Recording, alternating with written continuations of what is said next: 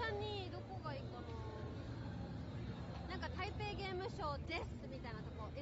Any place that looks like 台北ゲームショー。ちょっと Wi-Fi コネクション良くない。レッツゴー。台北ゲームショーじゃなくてあれだろう。ハオさんにとって OK。Today's mission。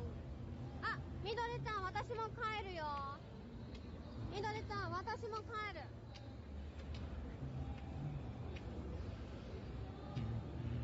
みどりちゃんどこだ。いい通り。みどりちゃん配信やってないかな。みどりちゃん、みどろちゃんになった。みどりちゃん私も入る。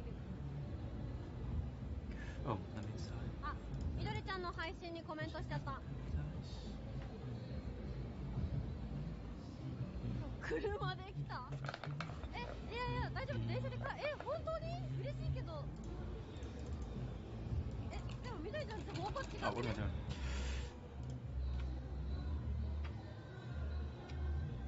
そう、トゥデイミッションハオシャンニーだけ撮ったら帰る。ハオシャンニービデオをチャクッと撮って終わっちゃう。お家の方向違くない？なんか方向が一緒なのか違うのかもわかんない。方向一緒？いいの？いいの？マジで？じゃあお願いします。お願いします。ありがとう。ハオシャンニーのミュージックビデオをささっと撮ったらもう帰る。もう帰る。今撮っちゃうね。多分ここで撮っちゃえばいいから、ここで撮ったらめっちゃ早く終わる。よし、撮っちゃおうか。みどりちゃん今どこにいるんだろう。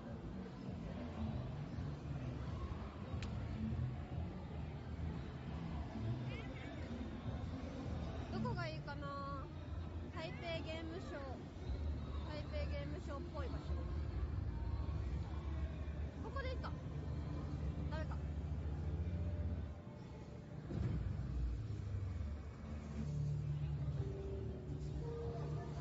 ゲームショーの出口。オッケーオッケー。今行くね。言葉に甘えましょう。やったー。みどりちゃんと一緒に帰ろうと。車に乗っけてくれるってやったー。ありがとうみどりちゃん。今ゲームショーの出口のとこまで向かおう。マジでアズールレイのコスプレイヤーがちょっと TOS だけど可愛すぎてみんなに見せたい。見せられないけど TOS だ。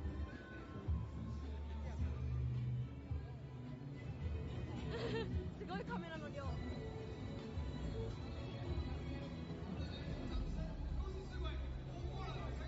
すごい人。トイレ行く。わかった。いってらっしゃい。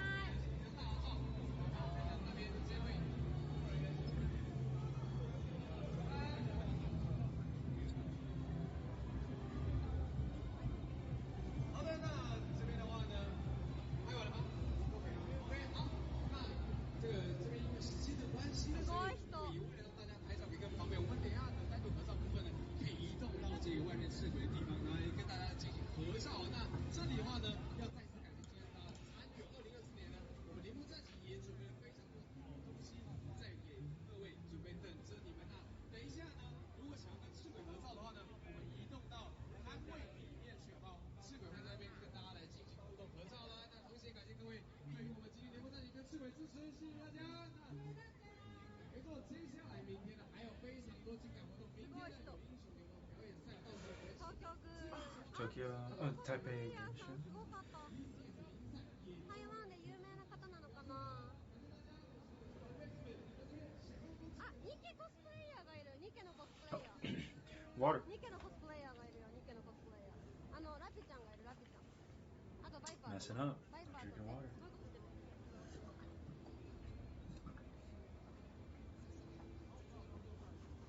Oh, my guy's living the dream? Shoot, what? My guy is chilling. He's living the dream. he's living his best life. He's just dancing. He's just dancing.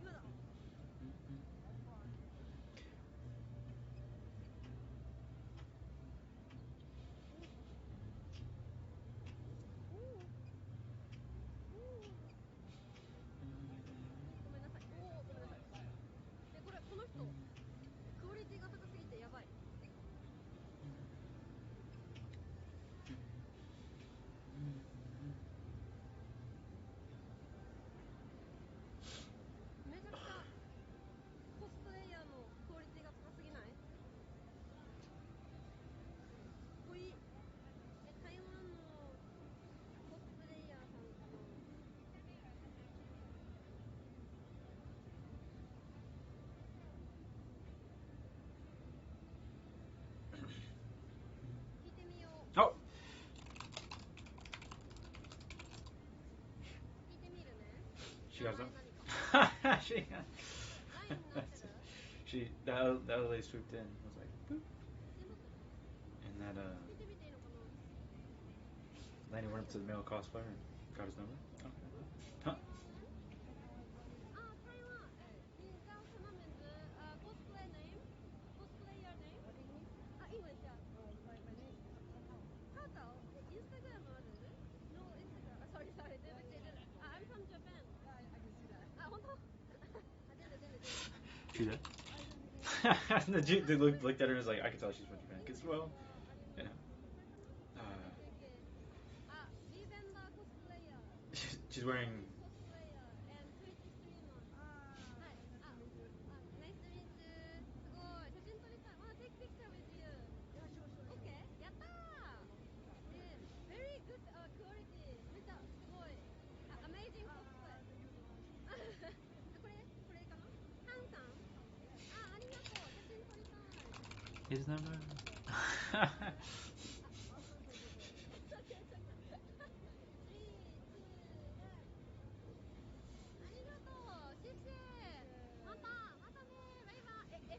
FF Frontier. Different cosplay event. Are you coming?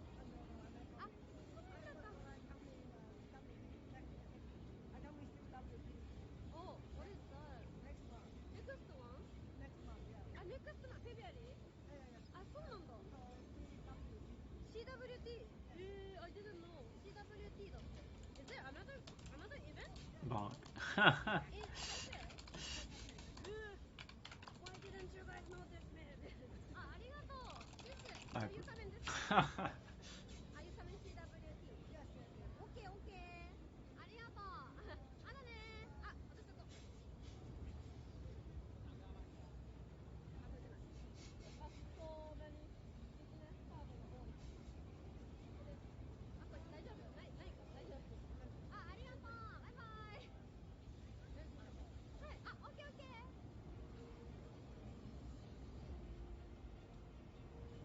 ありがとう.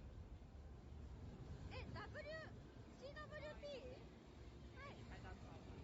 OK. すいません。大丈夫だよ.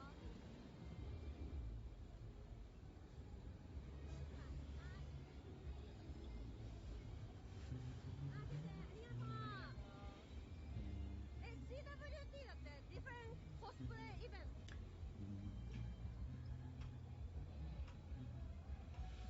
CWT だって.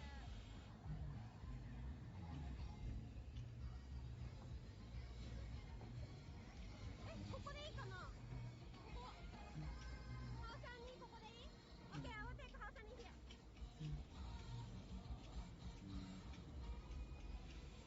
His name is Handsome. Handsome っていうか、コスプレにめっちゃマッチングコスプレイヤーフェイスって感じ。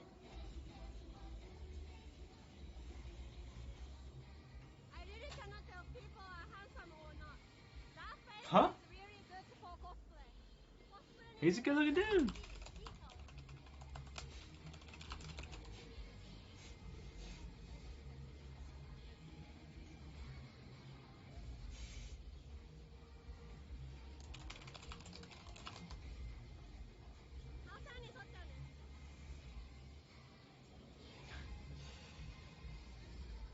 Oh, there you go.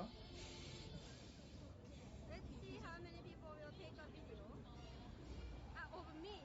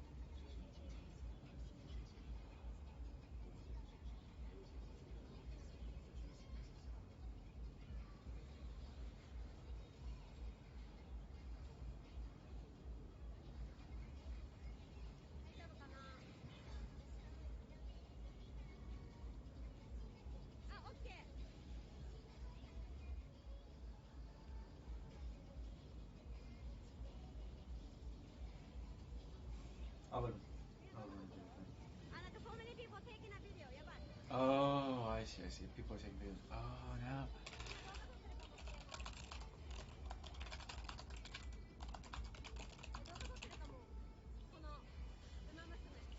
Oh, no.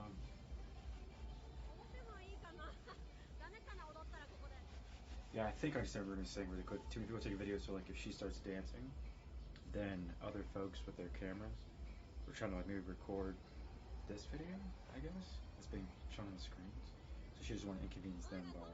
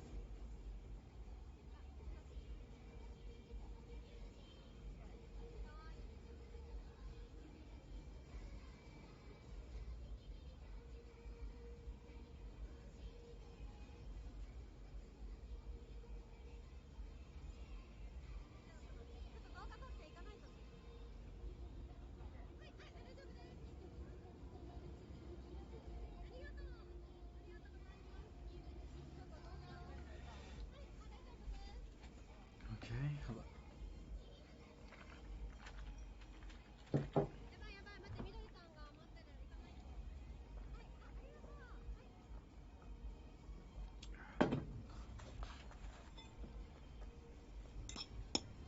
I'll just rice and pizza. Okay. It's a little bit of kimchi, soy sauce, black pepper. This was Japanese short grain rice. It has the roommates, or the housemates, or other house tenant. I always thought it was weird that we say roommates and housemates. But they get the gist of it. This is, like I said, reduced sodium soy sauce, are the green ones, not the green soy sauce ones. Green top container.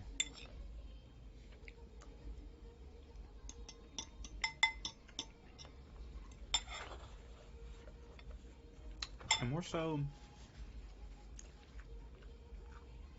really good. More so, not so much kimchi, but kimchi like the, not the cabbage, but the kimchi like sauce or juice. You know, like the kimchi kind of sauce or juice that's really the soup of the kimchi on the rice with some soy sauce and black pepper. Mmm. It's good. That's the spot. But it's like, I see why it's great with chopsticks, because they're sticky, you know. Then again, if you leave, I think the starch with the rice, wouldn't it automatically make it sticky?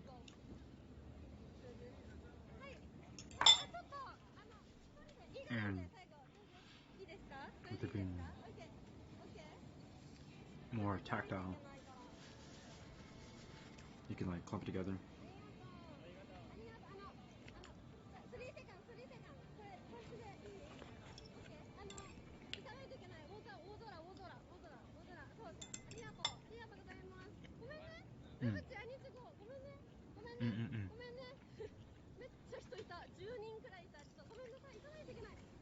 Oh, I should do. I should move this like right here. Oh, this is Runa stream or Alice stream. She's good people. She's been doing this for maybe 3 years, give or take. I forget. But she's a Twitch partner. Does tons of cosplay. Likes to dance. Earlier this week, I'd asked her if she thinks of herself as a dance idol, because she has a lot of content where she dances. Not that it's not her main focus. Maybe her cosplay is more so her focus, but I've seen her just dance. And so I gave her that question, or proposed the question. Do you think of yourself as a dance idol? I think she was happy that I gave her that question. I think her more response was, what did she say a few days ago? It was like 3 days ago. It was something along the lines of like, she got like excited about the idea, I think. I guess I was kind of thinking it over. But I think she thinks of herself as just an IRL streamer, just generally speaking. But if there's ever like I don't know, being a dance idol, in a sense. Being like a dance, slowly making like a dance stardom. I think she's getting there, possibly.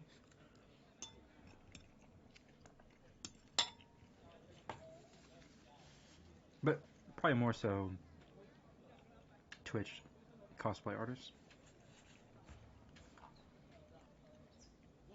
Yeah, she put I'm a Otaku cosplayer. Yeah, everything in Japan. But she dances a lot. She loves to, of course, cosplay and loves to dance. So they're almost 50-50. And the reason I say dance is because even if she's wearing, like, every time she has like a donation or some sort of alert, she'll dance. And even when she's not wearing cosplay, she's just chilling, like a sweater with her dog and sweats, she'll still dance. And so, to me, it seems like Runa is more of a dance idol, or like a young, young dancing like star, I guess, in a sense.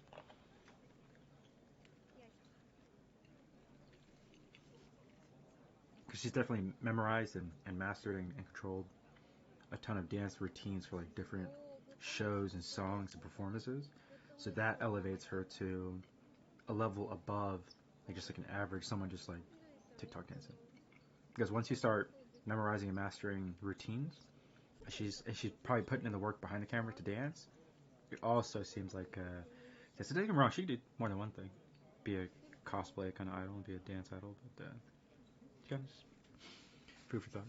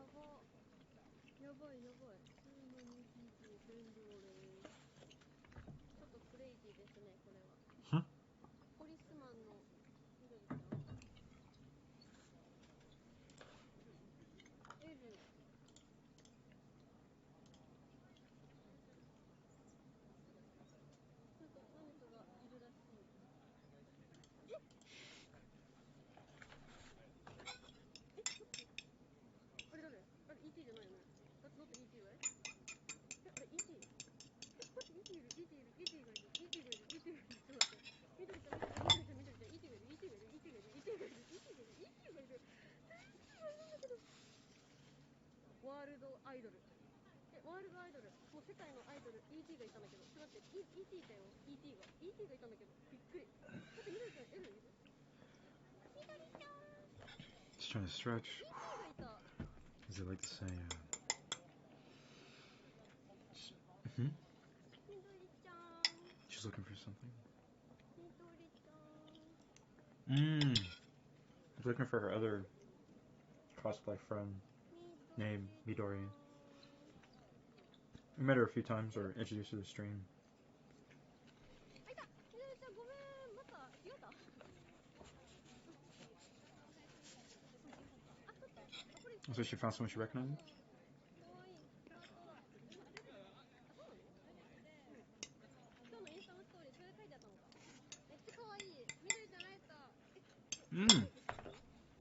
そこにいるんだけど。なんか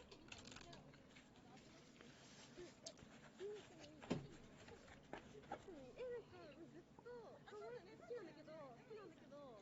みねちゃん、みねちゃん、でも行かない？あ、そうだね。でもまた来るのはいいから大丈夫。あ、遠くから一枚写真撮ったら帰る。もう一緒にせっかくだから。でもなんかあれかも、人多いからさ、なんかどれぐらい俳句。でもちらっと見たけど大丈夫だよ、私。あ、みどりちゃんの友達、あ、ファンか。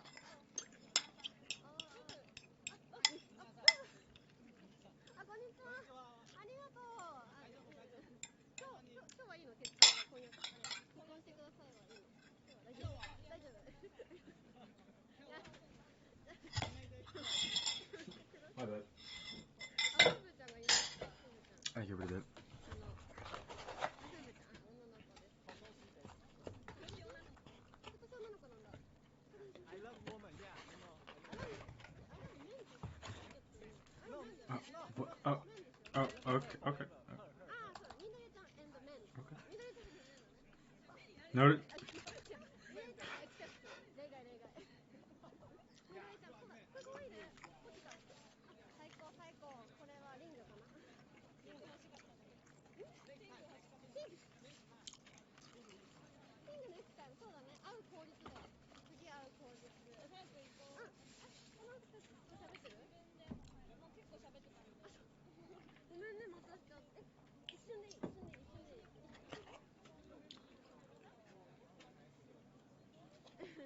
ふぶちゃん said I like men and みどりちゃんだって。で、みどりちゃん said I'm also man って言って、違うって、みどりちゃん is exception って言った。ちょっと ET やばいんだけど、I have been watching her stream for a long time. I don't know what she's saying because I don't understand the German. But she's so cute. めっちゃ可愛くて、今本物がいた。リアルヒューマンだった。あれ ET だよね。ET って名前でしょ？ ET じゃないの？ ET。あれ ET じゃないの？もっと ET？ あれ ET じゃないっけ？ ET だよね。ET でしょ？ English ET じゃないの？ What's the German name? EE っていうものあれ。I don't know how to read that. ED。よかった。ありがとうございます。みのりちゃんファンめっちゃ優しそうだね、全員。笑いながらみどりちゃんのこと見てワイルド4、5人見てめっちゃ面白い。大丈夫なの？もう喋んなくて。喋った？結構喋ってる。結構待った？大丈夫だった？なんか似てるって言われたので。似てる？他の配信者と似てるっていう。配信者に。あ、そういうことね。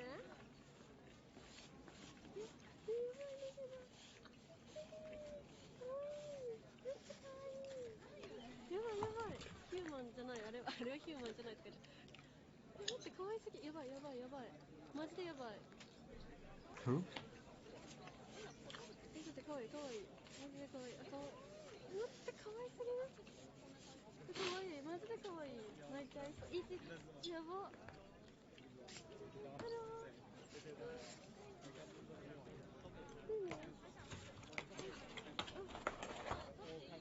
本当？だってでも Google 翻訳で練習した。見て。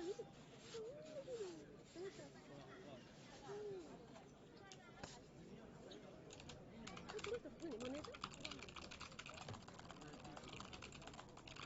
あ、いいって。そういう写真撮っていい？なんかさ、申し訳ないけど、どうする？对对对，我是木金，你好，你好，你好，你好，有去到安道了。あなたが大好きで。あ、もう全然行っていいよって。本当？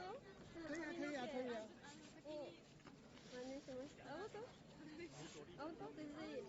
写真撮ってもらっていいの？本当ですよね、じゃあお願いして。いいの？めっちゃ申し訳ない。いいの？なんかみんな写真撮りたいんでしょ、だから。いいの？私だけ？いいの？いいんですか？ありがとう。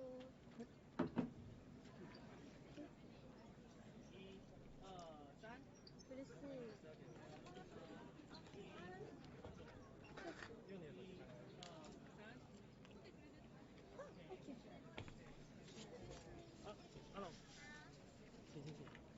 谢谢。看我刚拍完，来哦，一、二、三，记得哦。一、二、三 ，OK。谢谢。你可以收下这个吗？放进去。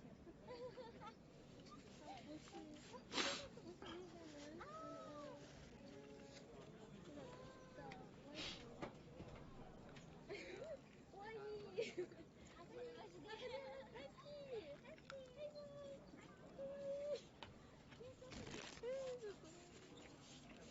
なんかET の髪の毛真似して一回髪染めたの。そう、それを伝えたんだけど、多分これが合ってるかわかんない。これ真似したみたいじゃない？どうなんだろう。で、これさ、写真見てない？だからわかんないかも。今さ、すぐさ写真撮れると思ってなかったからさ、翻訳とか用意してなかった。やった、写真撮ってもらった。なんかもらった、多分。あ、なんかもらった。かわいい。見せていいのかな、これ。なんかもらった。かわいい。でも実物の方がかわいい。実物の方がかわいい。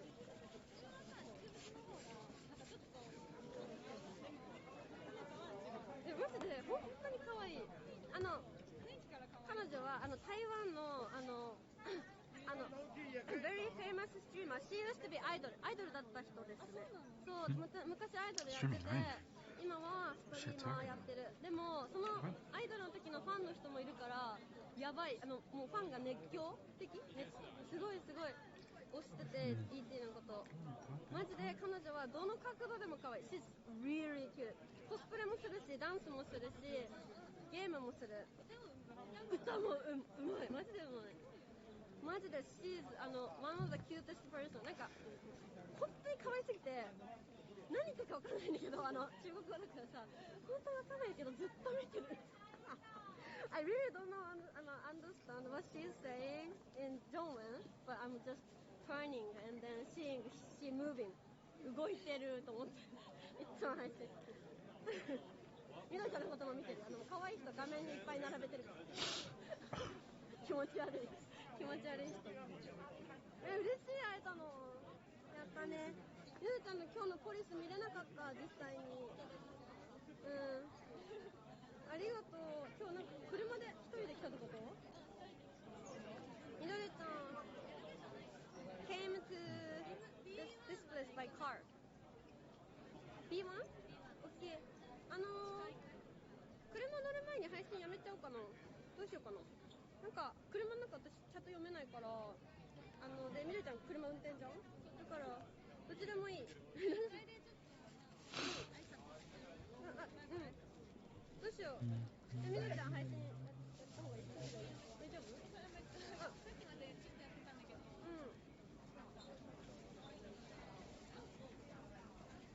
そう、面白い。これが多分風船のやつかな。昨日言ってたやつ。そう、全然怖い。かわいいよね。ノーアイディア。どうしたらそんなに肌綺麗になるの？すごいよね。本当に Her skin is so good。ズームしてもさ、あんなに可愛い。あなたもよ。私はない。マジで。いや、多分さ、これ本当にアレルギーすごくない？ちょっとね、丸い感じだったんだけど、ちょっとこのシラとか塗ったりかわいい。本当でもイベントやんって藤沢さんに言われたもん。マジで多分。4個ぐらい書けばそうなの。ラインみたいな。ハートハートハートハート。めっちゃかわいい。She said that's the allergy, her allergy. なんかそう、ハートわかるかな。That looks like a heart. いや、ハートに見えるよ。本当 It does look heart. かわいい。こういうのとわかんないです。そうかな。でもそっか。全然わかるわかる。実際に見るとめっちゃ遠くでもハートだよ。メッシー。一回でビルにいたらさ、なんかあ、そうだね。Maybe I'm ending the stream here because I cannot read chat in the car. そう。よいしょ、みんなありがとう来てくれて。ちょうどさ、みどりちゃんにレードして帰ろうかなと思った時にみどりちゃんからメッセージ来た。そしたら先にやめてた。配信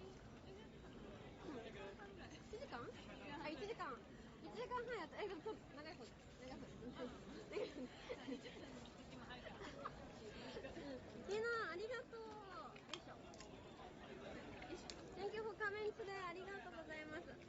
みどりちゃんが今日送ってくれるんだって。みどりちゃん is gonna drive me back to ホームエリア、ホームタウン。ありがとうございますね。よかった、会えて。I'm happy to meet みどりちゃん。めっちゃハートに見える。ハートアレルジーかわいいね。みんな今日来てくれてありがとう。Thank you for coming. また、See you tomorrow だね。See you tomorrow. また明日ね。Hope you guys had fun. 丸亀うどん and 台北ゲームショー。バイバイ。りょうさんまたね。今日終わりだよ。バイバイ。レズリーまたね。スペシャリストバイバイ。スタークスエリーまたね。ミャオベロスありがとう。ロンウルフまたね。Thank you for watching from beginning ありがとう。スチールさんまたね。ジェイありがとう。シェシェに。バイバイ。TC ボーイまたね。コーヒージャスト大ちゃんまたね。シェシェに。ミンジェンジェンバイバイ。コネミョまたね。バイバイ。じゃあストップ。バイバイ。Don't forget to follow みどりちゃん too. She said it like the last second. I was like, oh. How to do it then? Like dragon, infinite wealth. Oh, my tail waving them. That's one. You'll see. We're almost there.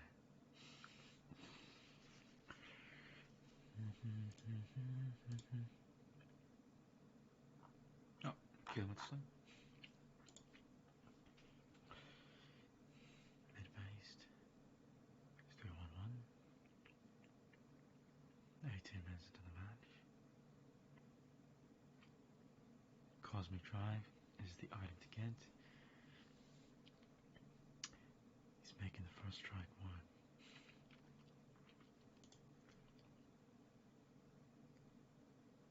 What?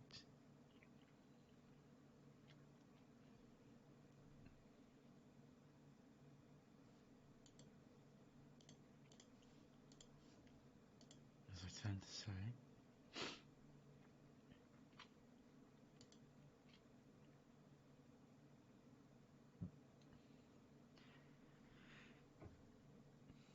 I'll leave it at that.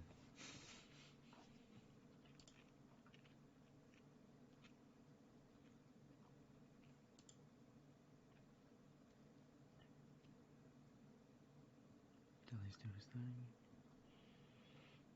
Knuckle Toes doing his thing. Leve Bay is playing Palma. Akuran playing leg. Blanchon. Kete is playing Palma. 3.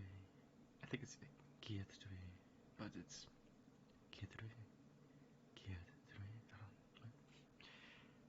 The draw sounds Katie. Is that what you said? Like Katie? This older puppy was part of the company. Aw, cute. And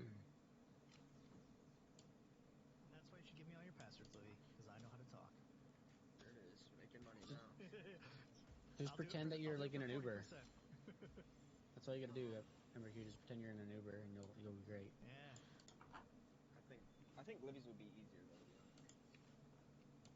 Really? Why is that? You also don't like this girl was offering crazy. I don't know what you offer on your sites, to be honest, but this girl was offering absolutely crazy shit, like the whole spiel. Like might as well have been a porn site. Livy offers Oh, you wow. response. Yeah. Alright, who still needs a glider? Or a parachute? I'm building one right now.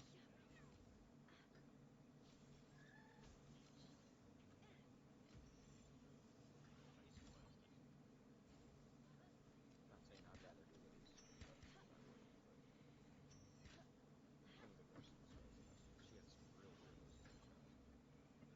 Well, I don't think The ability to capture your pals. They died? Holy shit. Rest in peace. Okay, I need to build the thing though. F. F. B. No, I don't want a bench. I want a PAL box. How do I make a PAL box? Yo, thank you for the 1 year of subscription, West Panda. Thank you so much. Your stat points? Press B. Oh. Oh. They sleep? Where am I? I'm kind of lost. Oh my god, they're all asleep. Can we attack them when they sleep? Use the PAL box and summon your PAL to base.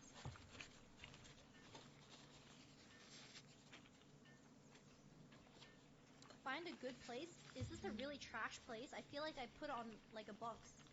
Wait, why is it getting like freezing cold? Am I gonna die? Fast travel, cold, hungry. Access the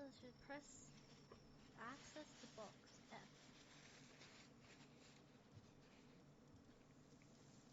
Okay.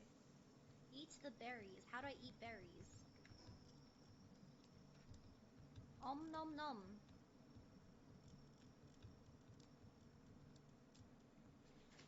Head, shield, accessory, food, food, food. Right click. Okay, Chillington, Chillington. How do I get warm? How do I get warm?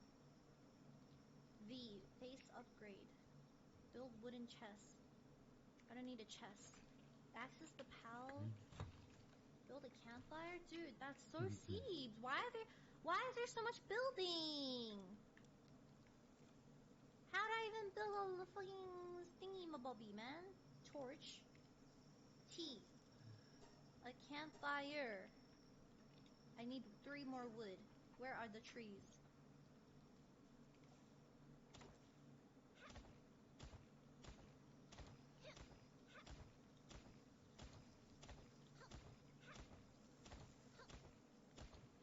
Okay, one more block. Okay, we're chilling.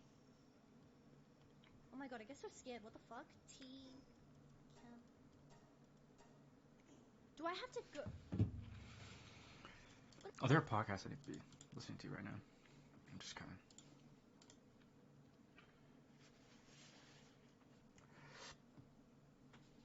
But he's doing his thing.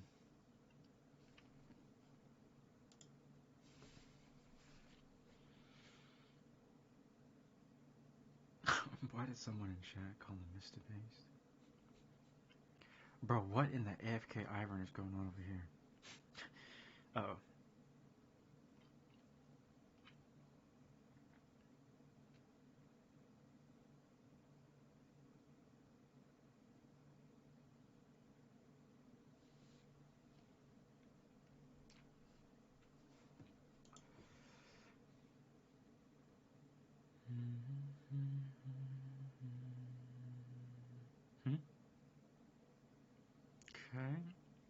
Okay.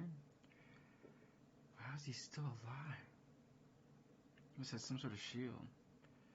Dude, he's healing 400? Bro, what? That can't be right. He's healing 400.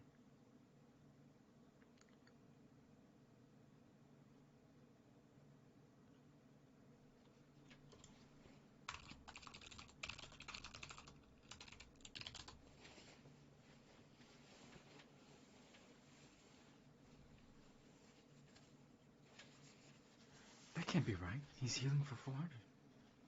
Like, what?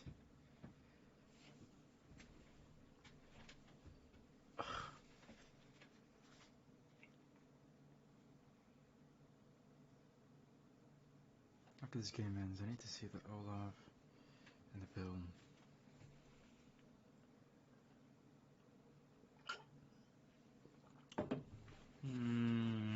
Yeah, but healing for 400 sounds like too much.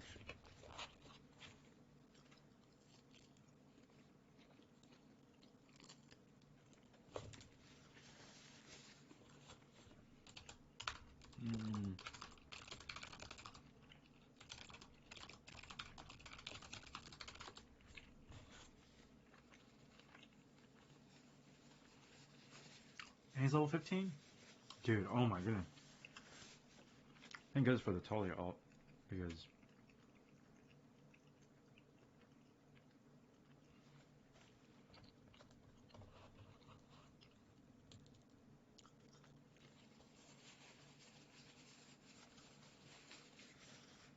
Well, the strategy is probably focus the other 4 teammates and avoid Olaf.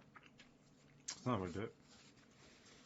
Some people do it, some people don't, but basically, like, they just avoid and ignore and tactically retreat away from the Olaf and fight the rest of the team, but not when Ashe is, like, sieging in the mid lane with the teams up there.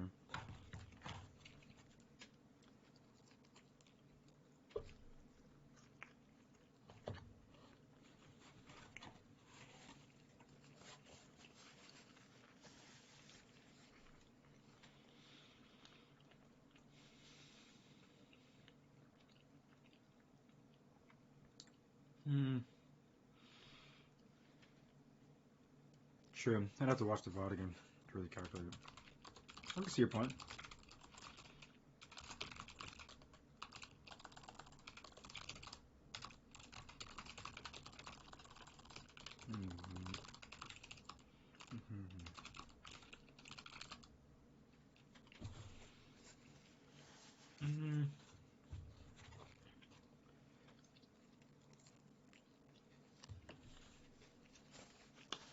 Touche. I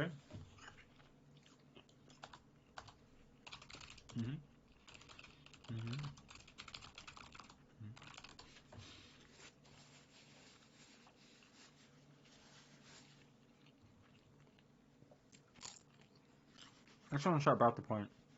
Even though Olaf is healing for 400, or because no one on traditional red side Nibby's team had bought Grieving Rune, but I didn't really think I didn't think about it because I never built it. So I'm thinking more of like, how did the Olaf get to this state? There we go, I found the problem. Olaf's at 260 CS. That should never happen. He's melee, right? Fundamentals League of Legends. I knew something was wrong. Had nothing to do with Grievous Wounds because I never buy Grievous Wounds. Like, what? Like, I'll buy Grievous Wounds 10% of the time. 90% of the time, we're good. We're in control of the map. It's the fact that Olaf is only 30 CS off from being perfect. That's the problem. Olaf is Fundamentals League of Legends. Olaf is melee, and Talia is ranged. So every time Olaf went to go and try CS, you got to harass and poke more. Which means this Olaf is landing his axes and like messing up Talia. But then also the Fiddlesticks should have been ganking and destroying Olaf anyways, because it's melee to range. So if you control your wave proper, you deny XP. Your opponent isn't ever allowed to CS because you're always punishing him. So in this matchup, you should be up by like 100 CS, not allowing your opponent to be 30 CS off from being 10 CS PM. See what I'm saying? So it had nothing to do with Grievous, and more so like I already understand the wave state and the lane state from the first 20 minutes because the jungler and maybe based on a poke chant with the advantage didn't do their job.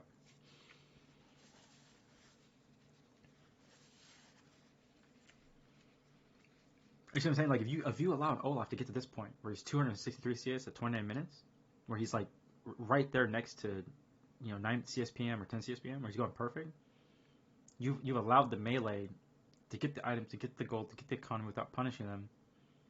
When you have the advantage, and now basically Olaf, like Blabber won MVP because he's a jungle main Olaf and just ran roughshod over the team. He would bait the enemy in disadvantaged positions and then re-engage and turn on his ult. So he would like fight. He would bait the enemy to think he's retreating, and then when they start chasing, he turns on his ult and then chases them down. Or Blabber's MVP was like, put the opponent in disadvantaged positions, re-gank them, and they're freaking dead anyways because you're just going to run them over with Olaf. Olaf just steam trains opponents that don't understand like spacing, timing, dodging skill shots, landing skill shots. Like if you're bad at all that, if you're bad at dodging skill shots, you're bad at landing skill shots, you're bad at spacing, you're bad at lane control, like Olaf is all in basic entry champion designed to go all in and just steamroll an opponent. So you give it to like Blabber, like a 2-time MVP, he would repeat gank and then run you over. He'd force your flash and then come back the same time and then kill you. Just run you over with Olaf. And then he would bait the opponent into thinking that he's messing up, but he's not. He's fainting. He's faking an attack. He would bait and fake the opponent like, oh, I don't know what I'm doing. He would do these wonky movements to try to throw the opponent off. Like, what's this Olaf doing? And then you think you're chasing him, like you're winning. No, you're losing, and he turns on his ult and re-engages. So yeah, which goes back to spacing. So if you have incredible spacing, like you're orb walking or whatever, right? You're kiting. If your kiting's good, your spacing good, your footsies are good, then that'll never happen. People are like, this is Professor Artrey, Death Ray above summer school, League of Legends 101. Prime example is ADCs. ADCs will naturally fall below platinum and down. If you're platinum and below, they do not understand the concept of like how to fight in lane. There's kind of average ADCs that are missing fundamentals, to understand fundamentals, or good with their fundamentals. And like basically ADCs that are like plat and above have enough experience getting their butts whooped that they're like, okay, they know how to fight. And how to fight is they're both dancing and attacking at the optimal auto range, like kind of zones. So plat and above, plat and diamond, emerald, diamond and above.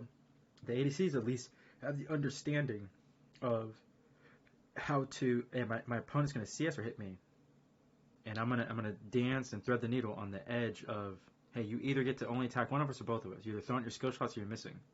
So great ADCs understand how to dodge skill shots and how to. It's not even movement prediction. It's like, hey, I'm gonna back up 2,500 units in a vertical line, but I'm gonna immediately take a 45-degree right angle because you're gonna shoot and you're gonna miss. So like as you're playing the game, you're walking 50 to 100 units back in a vertical line, and then when your opponent fires their shot, you've already made the decision you're going to 45-degree angle back in and re-engage and hit them. And they usually freak out and back up. Because if you go forward, they usually go back. When they go forward, you usually go back, right? So when they're going forward and you're going back, and you engage, and you take a 45-degree angle back into your opponent, you catch them in that movement. So, League of Legends, and for all laners, right? Your opponent's here, and you're kind of always, if you're pressing attacks, they're like backing up trying to dodge. If they're going forward, so we call it vertical, playing front to back, or front to back, either way, front to back. And then playing horizontals like this. Your opponent's doing this, you're playing horizontal. So when you get into formation, we're like horizontal left, horizontal right, and you go horizontal north, horizontal south, like whatever you're positioning. You understand that? When you want to have like coordinate your attacks, we say west jungle, north jungle, east jungle, south jungle. North jungle is red side, red buff. East jungle is blue side, red buff. West jungle is blue side, blue buff. And the south jungle is, not bad, red side, blue side. Red buff, blue side. So when you're attacking, you can then start pivoting and using the nomenclature of the map to how to fight. So when you say front to back, it means go vertical. It means like, people understand, if you think of this it's not horizontal. How can I explain it? When you're horizontal, you're like this, because your opponent is in the battlefield, so you need to play horizontal. Make more sense? If you're thinking if your opponent's going back and forth, they're playing vertical to your position. You have to play horizontal to their position, perpendicular, like this. Okay? If you're both going vertical, then you're both front to back. That means your opponent, when you're looking at them, is going vertical. They're just going back. Your opponent's playing horizontal, they're doing this. If you hold your position, your opponent's going horizontal like this. Any kind of planar or vector, your opponent's playing horizontal. Your opponent's playing vertical, they're going like this, front to back. So when we say go vertical, it means stand behind your ADC or your chanter, and they go vertical like this. Vertical. Well, my bad. Vertical like this when you're playing against you. So when you're playing your opponent, and you go vertical 100 units, you go vertical 100 units, and your opponent engages, you re-engage at a 45-degree angle. See what I'm saying? Like, you're here, you back up, they pull, just Got it? Because they're committing to attack or a spell cast. You understand that? And when you're in that mode, your opponent's like, oh shit, like, it's like this. You go, boop, boop, I get hit. Boop, boop, they get hit. Boop, boop, I get hit. Boop, boop, they get hit. Imagine the range attack, right, is a big circle. So they're like, oh, boop, you get hit. Okay, oh, hit you a second time, and you back up. You can imagine you're inside the attack radius. You move forward, they get hit, they usually back up, like, oh, I get hit. Or they trade.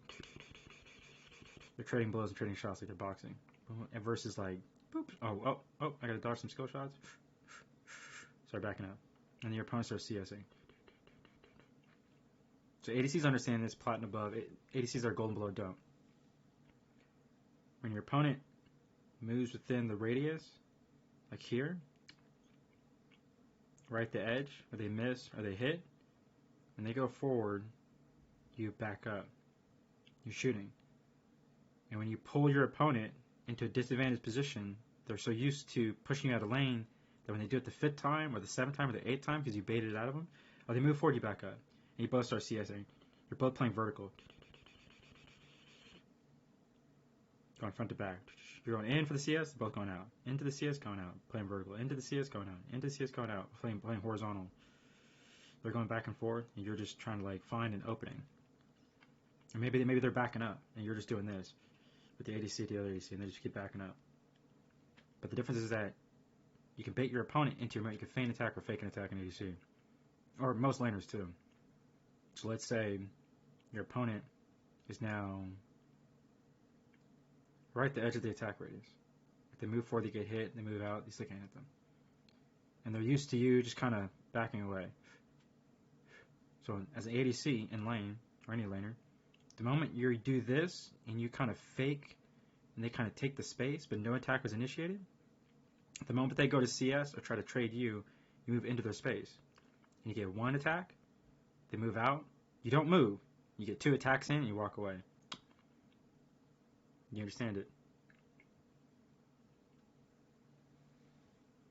Does that make League of Legends more enjoyable?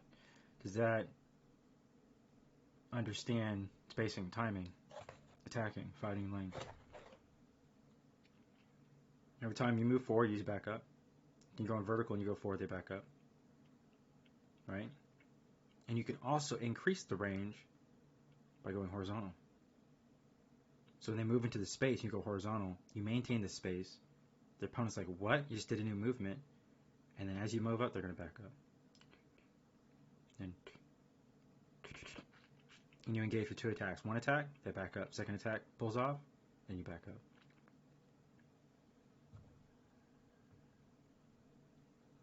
And people that understand math or geometry understand their distances and understand their angles of attack. Welcome to League of Legends. Actually, welcome to MOBA fighting and all that. There's even more nuance when your opponent is pushing and you're backing up, and you're pushing and your opponent's backing up.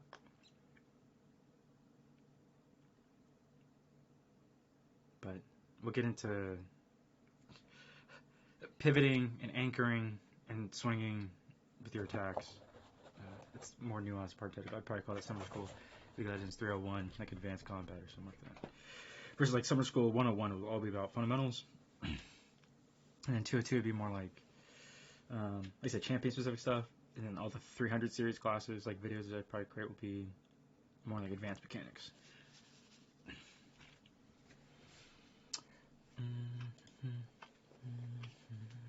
Oh my goodness, for people that like didn't understand, because I already know they don't understand. When you're in lane, this is freaking A. Let's move the napkin. Actually, let's use the napkin. No, let's not use the napkin. People are not going to get. They're not going to get it until they see. They won't get it until they visually see it. Okay, champion, minions. But I still have some peaceful. Like 1 little bite. Or 2 bites.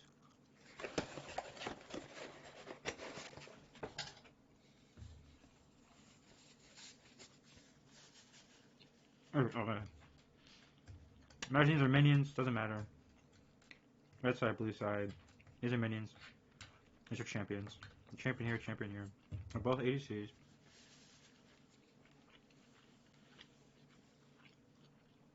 can play in the wave, you can play off the wave. And you can both still hit your minions. And there are times where you have to understand when you need to be in the wave, and there are times you need to understand where you need to be off of the wave. So let's teach League of Legends 101. Let's teach laning. People don't understand this concept. There are times where you want to be like this, where both minions are clashing, red side and blue side, and you're controlling the wave, but you're in this advantageous position where you can always engage. If your opponent goes to CS, you can always hit them and get out. Your opponent's like complaining. They move forward, you hit them, they hit the minion, you hit them, they get mad, you back out, and they never hit you. Welcome to League of Legends. Welcome to laning. There are times where you need to be in the wave, where you're not hitting the wave, but you're forcing your opponent to expend spells to hit you and the minions, so that you draw them into this disadvantaged position where the wave's pushing towards your side, and then you leave the lane, right? Let's say the wave is still pushing this way, and now every time they go to CS, same process. They go in to CS, you go in, you hit them, they get mad, they start chasing, and they miss, and the wave is now pushing towards you. Welcome to League of Legends Fundamentals 101 laning. There are times you want to be in the wave and you want to body block a minion so your opponent can't CS and you're trading your life to control the wave.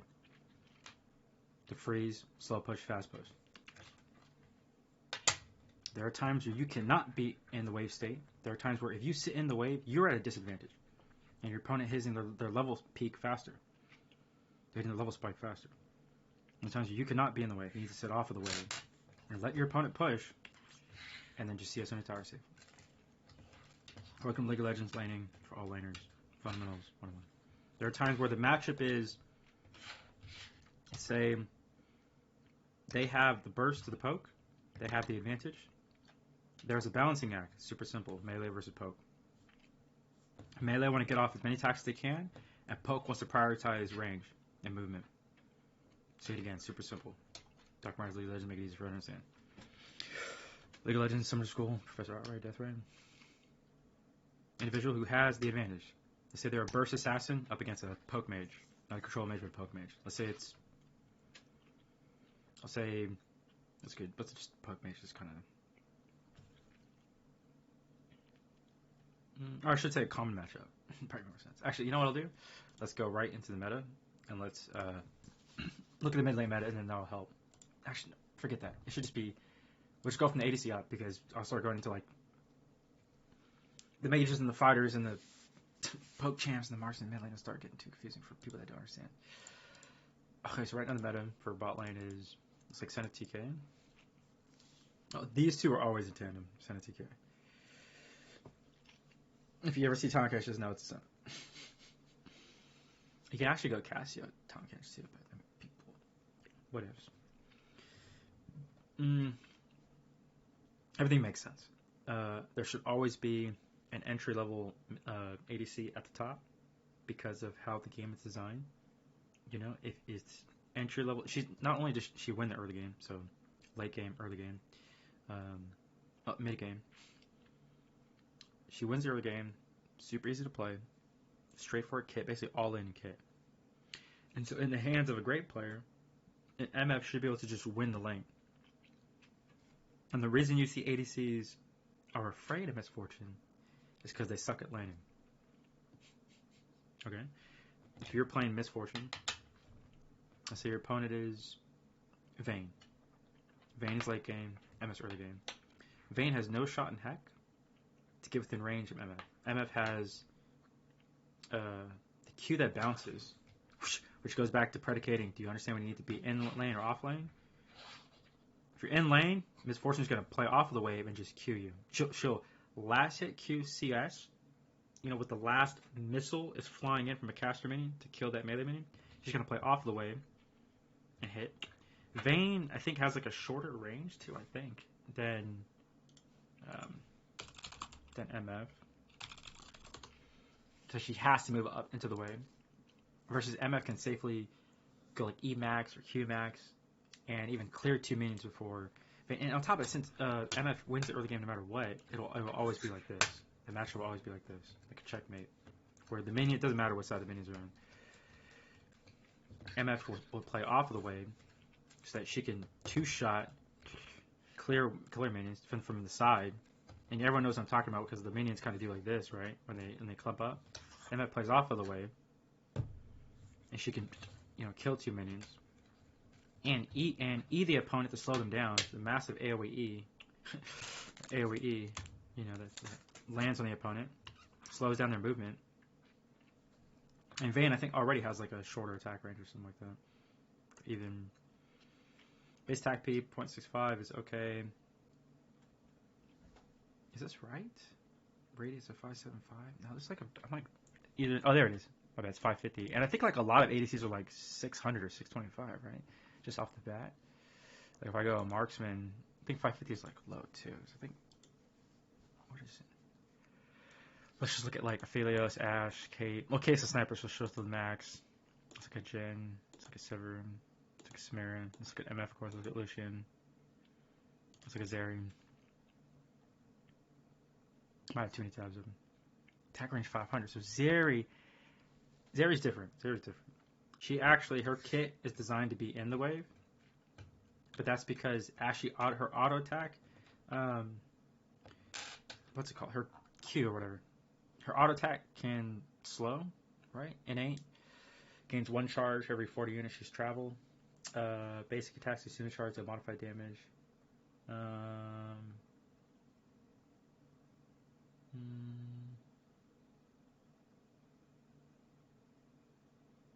thought for sure it slowed.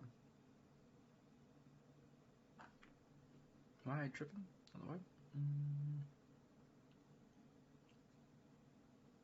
Her living battery is percentage health damage?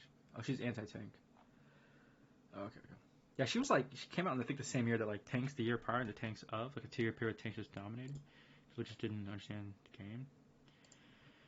Yeah, her Q is travels through the target or something like that. Yeah, see, her range is like this Q. It's a static cooldown off of 1 divided by her attack speed. So the faster she attacks, the faster her burst fire. Yeah, because her NA is like her electrical energy inside of her. And the gun isn't actually doing it. The ammo is her or something like that. So she's shooting her. Here we go. Generates a charge. So she's constantly generating energy.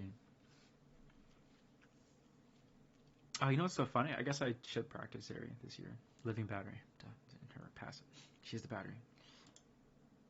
Oh, my bad. Electrocute!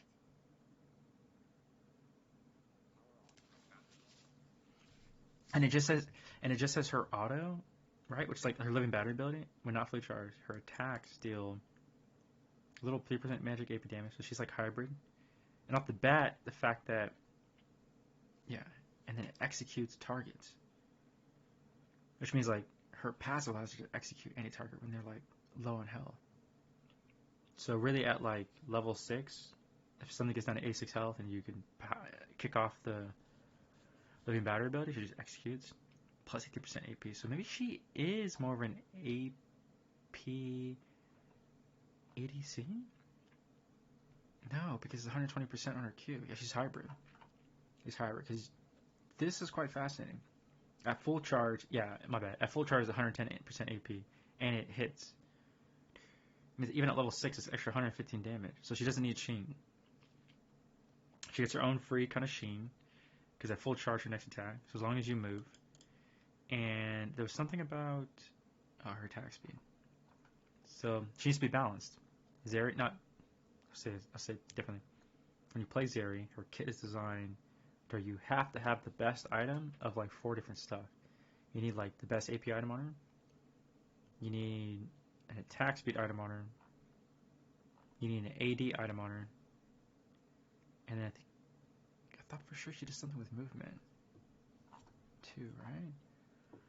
Maybe they didn't want to give her too much on her kit. It'd be overloading. Oh, and crit. There we go. And crit. So then even electric shockmaster. Oh, electric shock laser, 130%.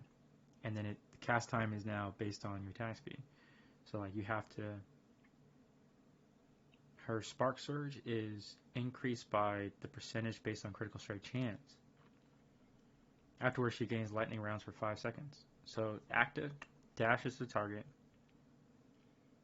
50 units. 50 units is key. It goes back to spacing and movement. You get understanding 50 units and 100 units. You're spacing your movement. Inner units revealing yourself while there. Any chance of the 50 units are in? Afterwards, she gains lightning rounds for 5 seconds, empowering. So burst fire is doing 12%, 20%. But the whole point is the burst fire deals bonus magic damage to the first enemy hit, increased by, or is it? I think it's times by the percentage base crit chance. Oh, okay. They broke it down further. So once your crit chance, let's say, is at 60%, formula 8.5% for every 10% crit strike chance, capped at 100%. They have to because it'd be too strong. You get bonus magic damage increased by, let's say you're at 60% crit. Maybe just a 25% crit size, but 60% crit puts you at 51% bonus damage every time you activate your Spark Surge. Has a huge cooldown. So this is like her movement, her engage, her disengage. So if you chase Zeri, she flies over a mountain, you try to chase her, she's going to be in this burst fire mode. It's a static CD based on her attack speed. Well, actually, let me see the power of the Q, the burst fire. That is pretty good.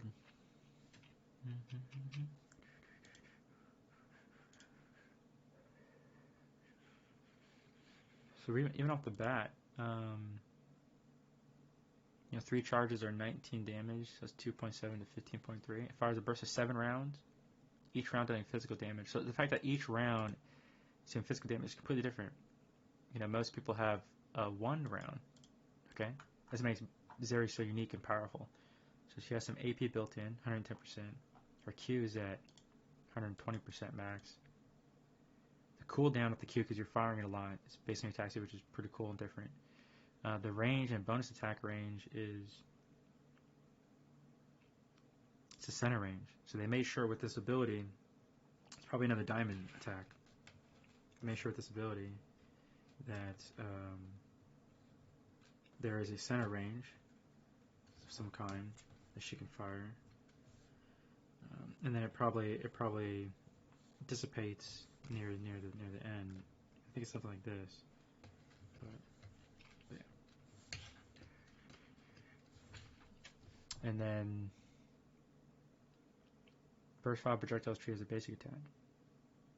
So it is. So it's like 7 basic attacks. If each burst is 7 rounds of targeting that each deal physical damage, burst fire's projectile is treated as a basic attack. If it's treated as a basic attack, it hits any enemy unit a typical basic attack can, unless basic damage can crit strike, which is nice, and apply on-hit effects at 100% effectiveness on the first enemy hit.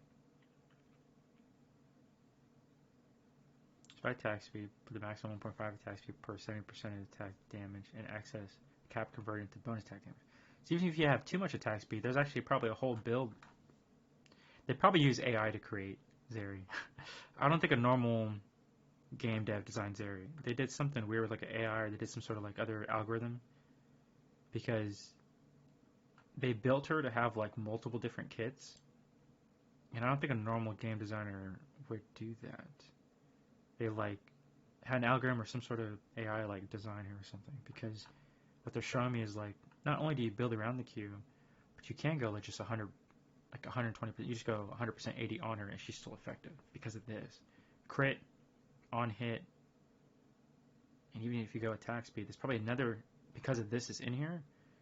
It gives you 2 different build paths with your Q. Your Q is not just going 80 on in. Her Q can be 80 and attack speed. Or her Q can, I think, just be attack speed. Because the attack speed in excess will turn into bonus attack damage. That'll then just be applied as AD.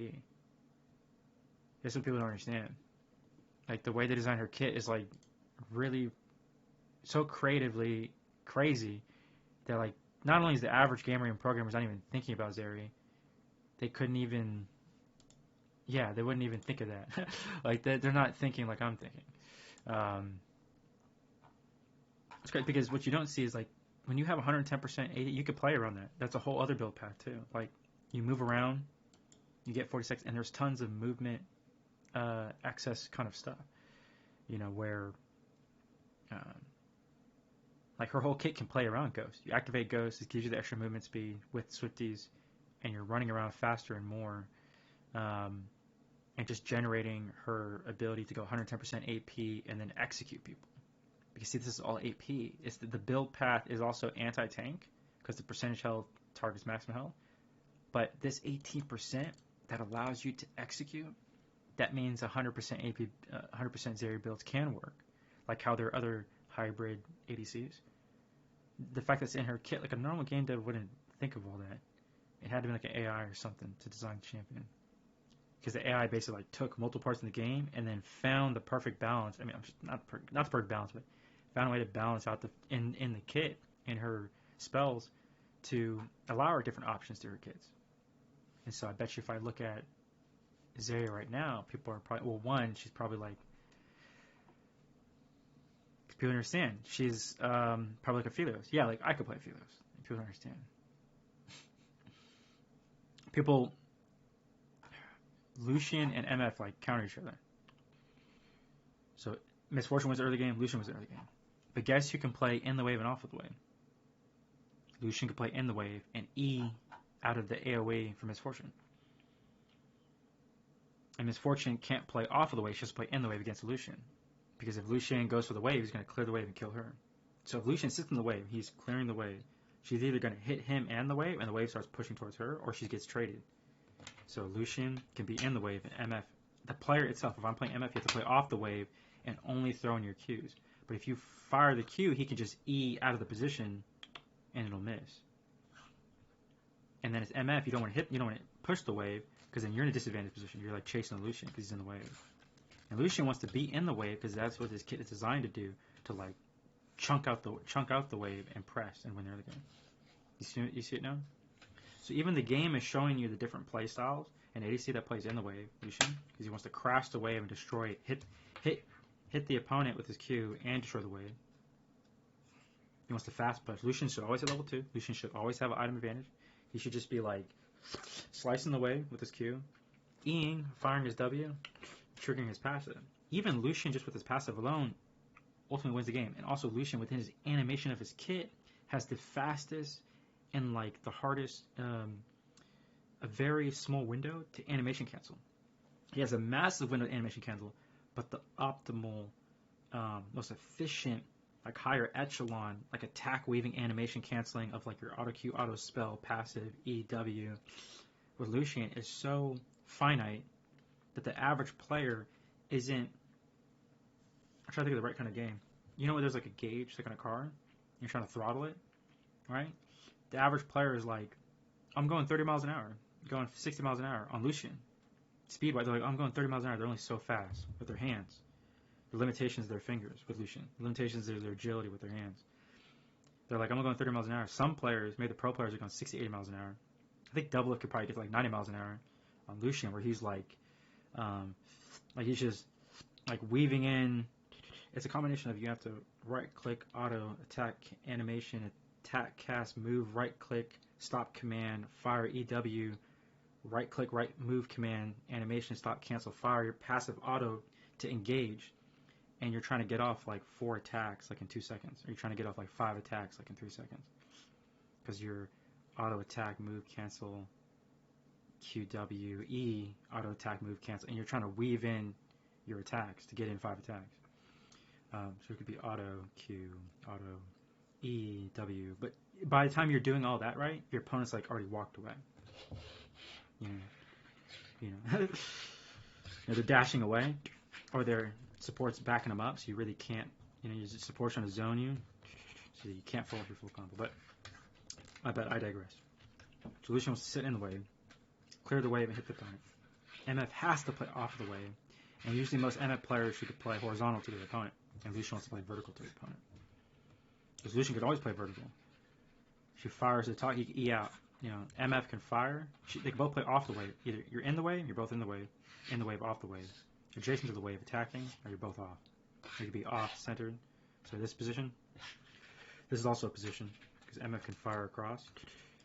She play vertical. But Lucian should always be in the way. The moment the Lucian starts doing this, you have him. You Q him, you eat. You know, MF E slows him. He's moving slower. Then she Qs him. See what I'm saying? Versus Lucian could be in the wave. She doesn't want to hit the wave. She hits the wave. MF hits the wave starts pushing. And then Lucian gets full control of the wave. But Lucian can clear the wave and hit the opponent at the same time. He can play in the wave, and S14 has to play off and try to hit him, but he can always E out, and it just kind of bounces. See what I'm saying? And then he's protected because, and then a bad S14 player starts hitting the wave and then starts pushing the wave because he's in the wave. And Lucian doesn't even touch the wave. Lucian just sits in the wave and gets hit, but he's backing up. And then once he has control of the wave, what has happened? Like the jungler shows up, mid laner shows up, support can engage. So the wave is towards the enemy tower. Now the MF is like too far forward. Lucian can play in the wave. Your support's over here, and they're firing, killing the wave, hitting you. And then you're in the long lane. And then as you try to back up, what's going to happen? Lucian's going to get off his proc his passive, get off 3 attacks, auto Q, and then passive procs. You get hit with like 3 or 4 attacks, and then E closer to you, and you're trying to run away. And it's just and then he lands a Q on top of the MF. So that's how you win the wave. That's how you put your opponent into a disadvantaged position. You can feint out attacks. You can bait attacks. You can also fake attacks and force your opponent to attack. You can get in the wave and not even hit the MF. MF's gonna like, you know, and then when they fire, you bounce, and then the Q destroys the wave. Right? MF's like getting mad. You fire the Q and you E out, and then it, you know, let's say it destroys 2 minions, and the wave's pushing. But they're both early game. So if MF's winning, Lucian counters her because people don't understand how to lane. And so, same thing with Zeri and Philios. Like, play Philios and Zeri. I need to learn Zeri, but with how Zeri is built, she can 1v3, 1v5, 1v9. And I think they, like, try to nerf her into the ground because I think her kit off the bat, like, anyone could probably play her. And then they realize, let's make it more harder for people to play Zeri. And then, of course, she falls, becoming the, like, elite ADC that she is. I've seen the Philios. Like, a Philios can 1v3, 1v9, 1v3, 1v5 opponents now. In League of Legends is there isn't so much burst. It's more so like, how can I describe it? Oh, no one should ever get one-shotted. people are going to complain like, what? You're only getting one shot because the opponent's like 3 levels higher or 4 levels higher. But in League of Legends, how fundamentally it's designed, no one should ever get one shot. You should always be even level to your opponent. All right, ADCs are level 9, level 9. Mid laners could be level 11 to level 11, but they're always kind of even. And if anything, the highest level person should only ever be 2 levels higher. That's how the game's designed. But if you're losing lane, your opponent might build a 3 level lead. If you're losing lane, you're losing XP, you're losing gold. Enemy jungler might apply pressure to you where you start losing CS and waves because you didn't properly track the jungle. Or put the most basic defensive thing that all laners don't do. They don't put wards down proper to spot enemy jungler, or they lose jungle tracking, or they don't know how to jungle track. They've completely negated that skill, and they've only climbed to their rank being one skill, just laning. What else is there? They didn't understand the matchup. They understand that they're winning, or the opponent's winning, so they lose the lane control. And all that leads to a level 3, level 4, level 8. That's all it is. It's really smaller, minute things. You know, you should always be even to your opponent. If you don't understand the matchup, you probably go down a level. Your opponent's level 10, level 9. They're level 10, you're level 9. You don't know how to jungle track? I bet the jungler's helping them, so then you're probably down even further. You're probably level 10, they're level 11. And then, they're probably level 12, you're level 10. Or in the basic term, in the beginning of the game, you're probably level 5, level 6. Right? Let's say, like, you understand the matchup. You understand the burst, poke, sustain, super easy. Oh, Professor Artrey Death right here. League of Legends, Summoner School, 101. I find League of Legends the crown jewel of League of Legends. Burst, poke, sustain. Burst beats poke, poke beats sustain. Burst champions are fighters, assassins. And then poke champions are marks and mages. And the sustain champions are tanks, Vanguard tank, not tank, but just tanks and juggernauts. There's like Vanguard tanks and Warden tanks, and there's like some more nuanced specialty because Riot Games wanted to create more complexity in the sustain tree. And then there's also like hybrid champions too. So like Cassante is a fighter tank. So he has 2 archetypes. Cassante is built to be the burst and stop poke, and be the tank to stop burst. So they wanted to create. I read all the game dev notes to T whenever they create new characters. They wanted to create a top lane, high skilled fighter hybrid at first, because they figured let's teach people how to fight with the champion, and hopefully somebody will see the defensive uniqueness of the champion. But his classification as a fighter tanks, he has two subgroups, and like the specialists like Gnar, Kale, Azir, GP also sit in this amorphous state outside of the game, where they don't fit into burst poke sustain. They either do all three, or they do like four things. They do more. And they have their own win cons that are like, I think, very specific. Like their win cons are like champion specific versus game state specific. You know, they're super easy to explain from a summer school standpoint to people playing League of Legends. Just think of like champions come online at certain opportunities. Burst, poke, sustain. So burst category fighters and assassins. Let's go assassins, the subclass. 100% of all assassins, 99% of all assassins, 100% come online at level 6. It is not.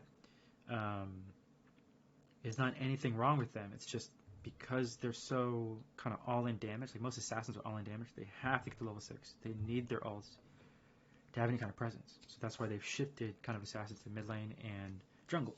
There's assassin the jungle, assassin because assassin the jungle can just PvE, play over the environment, and a lot of assassins have dashes already, so they're hopping over walls and try to accelerate their XP and gold through their jungle routes, their jungle rotations. And then in the mid lane, because it's the shortest lane, the shortest waves, the shortest lane, and there's a lot of attack angles, which benefit assassins to like hop. People kind of fundamentally understand this, but you got to break this down for people to understand. Assassins like the mid lane. They like the jungle because they've already broken it down, but they like the mid lane because there's like 1, 2, 3, 4, 5, 6. There's 6. There's always 6 openings to get attacked from. There's the wall. Did I really need a League of Legends map to show this? People should understand visually what it is. In the lane, there's the river entrance, which is 2 attacks.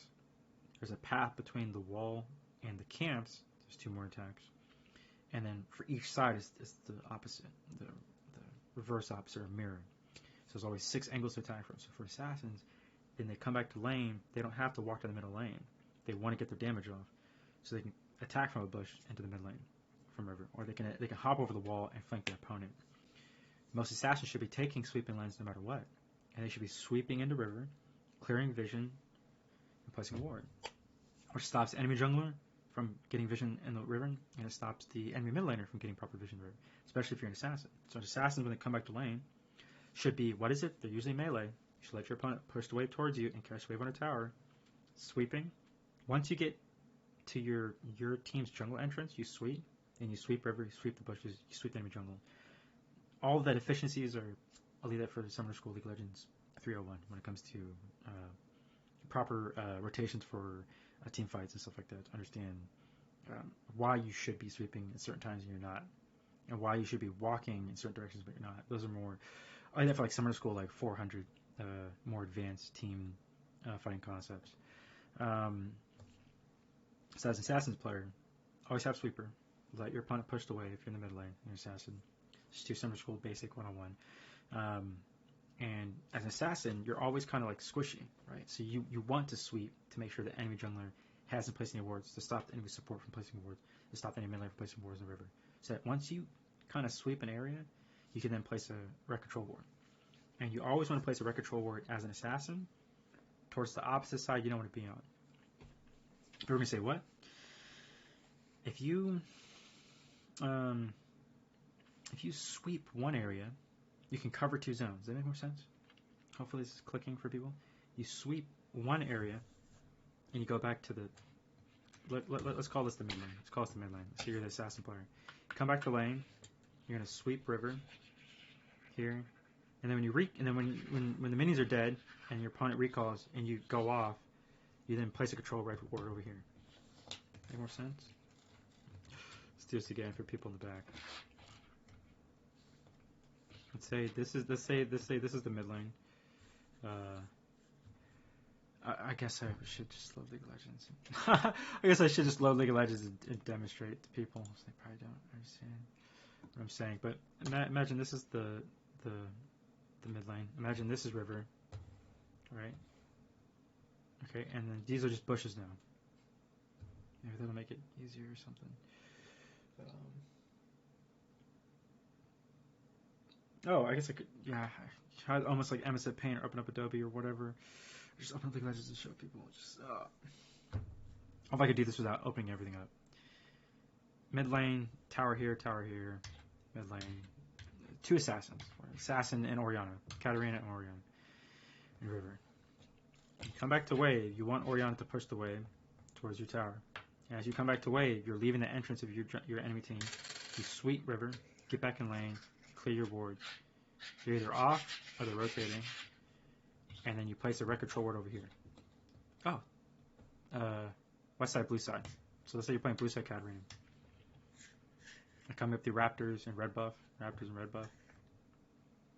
Oh, I should do it like this. Imagine these things are river bushes. So Katarina coming back to lane. There's tower. Here's the lane. Here's river. You're off the lane. Raptors are here. Red buff, blue side's here. You're leaving blue side. You sweep river. Get back to lane. You either catch the wave on your tower, and then as you rotate over here, you're going from south jungle to pixel bush dragon side. Sweep pixel bush dragon side, blue side cat.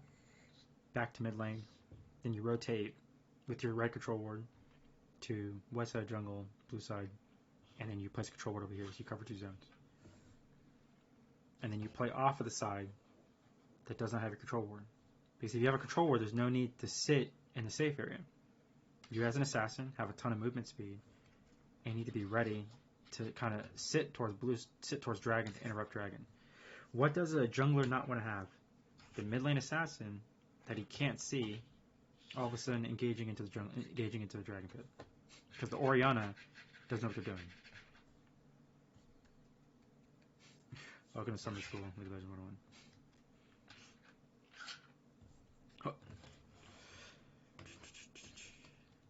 Hopefully this helps laners, peoples understand League of Legends easier and the matchups. Burst, poke, sustain. Fighters, assassins, and burst. Poke, marksman, mages. Sustain, tanks, juggernauts. Remember, burst champions like fighters and assassins beat marksmen and mages.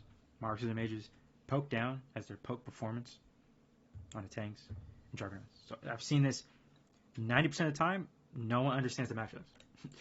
The only 10%, guess who the 10% are? Plat and above. So everyone else that's like 78% and below.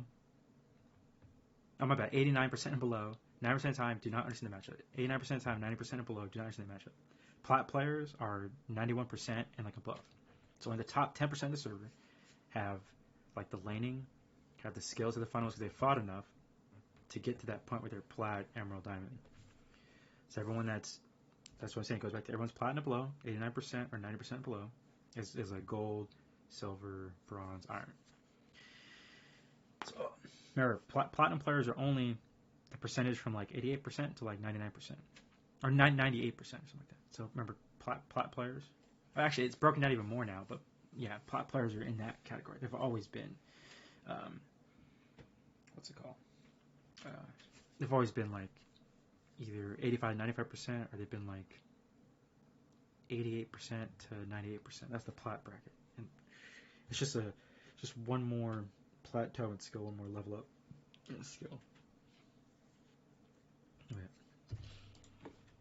To those that understand will understand. To those that don't know, welcome to Summer School League of Legends. While trying to democratize League of Legends, make it easy for everyone to understand. Man, how'd I TP back? How TP? Use your TP. Press C on. And you know what's even more funny? Even coaches will draft and like totally put their pros into like horrible positions because they don't understand the burst poke sustain. They'll throw their mid laner or top laner into like a hard counter matchup. So even at the pro level, even the pros like forgot about it.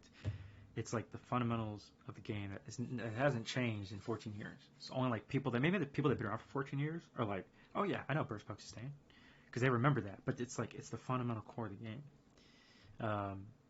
It's the whole basis of the game. So I'll try to democratize League of Legends, try to make it easier for people to understand, and that'll also level up their own solo queue, and they'll level up their own understanding of the game when they're in the draft. So when they see their opponent pick a mid lane champion and it's like a poke champion, they know, oh shit, I can go burst right now. Like when your opponent goes Ori, you can go fighter assassin. Because what does Orianna not want to do? Orianna does not want to get jumped by an assassin or a fighter. Even Syndra's in that category too. Syndra's actually all mages are like that. All mages like do not like fighters or assassins because assassins and fighters want to gank them. They want to get into the close melee range, just in general. And the funny part is that people are thinking, why were ranged assassins created? Well, ranged assassins are in this category where they're essentially like the more even matchup to mages. So this is why Artrey was created. People would ask me, why is Artrey in the game? Why is LeBlanc in the game? Artrey is the medium difficult, medium difficulty, if I'm not mistaken. She could be hard difficulty, but I'm pretty sure she's medium difficulty, ranged assassin to go up against other ranged mages. They were like, let's give a champion, let's make a design of her that is, it's like a hot looking chick or whatever. Let's make it so like either ladies like it or men want to see it.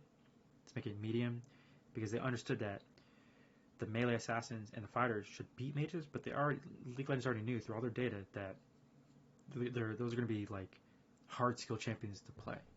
The hard skill champions to play, more difficult champions to play. The melee assassins or fighters in the mid lane.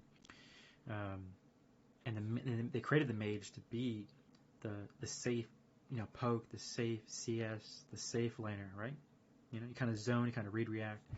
So then, in order to balance that out, hey, let's make sure that mages do not dominate because of the skill gap. It's a hard skill or difficult skill to play Assassin's League of Legends, to play Fighter League of Legends.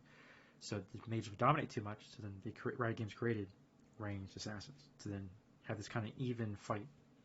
Ranged assassin versus, of course, a poke mage, make it an even fight. And they created LeBlanc to be the highest skilled ranged assassin. And the League of Legends realized, okay, if we're going to create the highest skilled, the hardest skilled ranged assassin, LeBlanc, they're going to need something else to match against that. So they created Zoe. They're like, let's create a mage where her sole focus is poke to the extreme. She's an artillery mage, and the most artillery mages are designed in that combat format, in this archetype format, to fit into this niche to counter ranged assassins. So guess what stops ranged assassins? Artillery mages, because they're outside the capability of an assassin to get on top of them. And so the game is really broke down into this format that is so balanced that your skill will shine. Your skill expression in your champion will shine. And that's the beauty of League of Legends. There's movement-based attacks, there's attack speed-based attacks, there's AP-based attacks, there's energy-based attacks, there's rage-based attacks, there's fire-based attacks, there's mana-less, based attacks. There's so much variety in League of Legends that you're going to find a style and kit, and no energy, and no, like Aatrox is there is no mana, there is no energy, he's like free. So they're like, fuck it, let's do no mana, no energy, no fire, no rage. Just make a champion that costs nothing, and Aatrox is that champion. That's why I still preach Aatrox. And Aatrox, it looks like a fighter, but he's like a juggernaut or something freaking weird. So like, yeah, but and juggernauts in general are mainly entry level champions. Juggernauts have like the sustain in their kit, the extra health, where they can get hit, they can get beat up, and they can still swing back. And like Garen is like that. Garen's actually a Juggernaut. He looks like a fighter, but his classification is Juggernaut because he can get hit back, and like regenerate his health. Garen is so advanced that the player base is so dumb that basically Garen should always have like a 55% win rate. His kit, he has a silence, he has an execute ult. He has a true damage ult that like executes or something like that. It's a ranged attack. He heals when he's out of combat, and the Q movement speed is so much. And he has an AoE wave clear.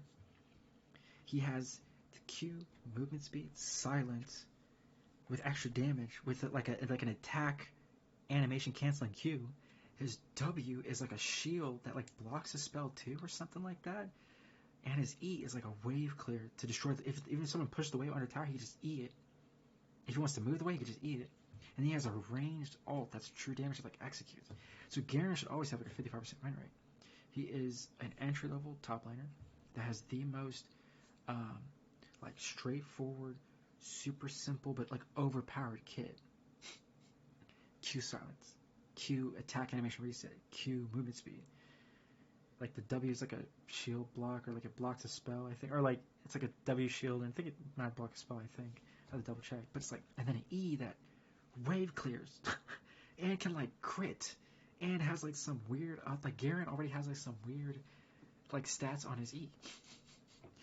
See what I'm saying? So like, but the player base is so dumb that they like, or maybe they're just like they don't like Garen. Maybe that's what it is. I think for Garen being like a Demacian good guy, maybe that's what it is. You know, Garen's like a hero or like a good guy. Demacia, maybe that's why people don't play Garen, something like that. Yeah. And the reason I say that is because I can just look over right and like, I mean, I could be wrong. Let me see where Garen's at in the meta, but I don't think he's probably up there. Yeah, play like Zac because he's fun. Zac like jumping in a lane, jumping out of lane, and you just stack health, turn him into a super tank. But S plus could be playing more games, but I think it's just a new patch. 56% win rate, 55% win rate. Garen should be here too. Maokai's nice because like I could play Maokai. Maokai's like in my top 5 champion rotations, so I can play Maokai top, jungle, mid, and support. I would not recommend playing Maokai APC unless, but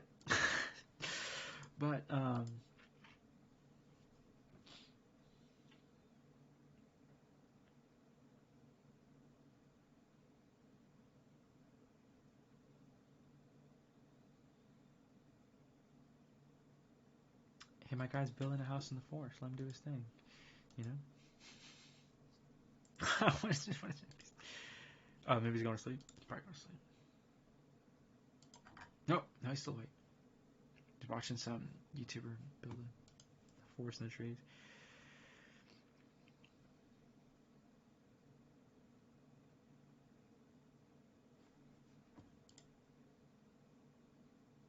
Looks like Kitty is excited that she...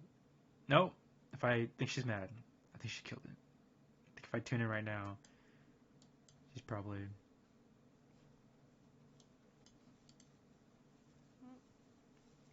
Fuck my life. She's mad.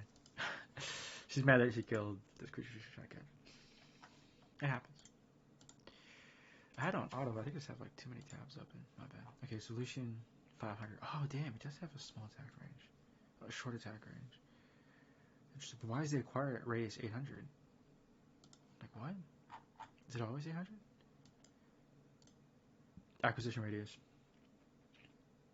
To acquire. Acquisition. To acquiesce.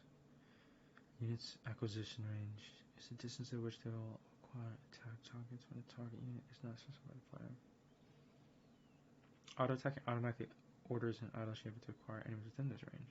To be disabled in the game setting. Attack move commands scan for the target within this range while moving towards a given location.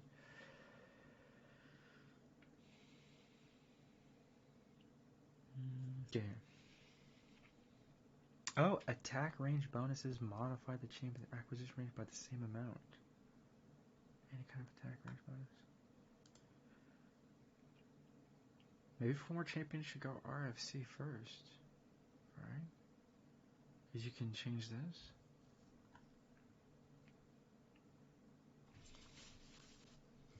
Yeah.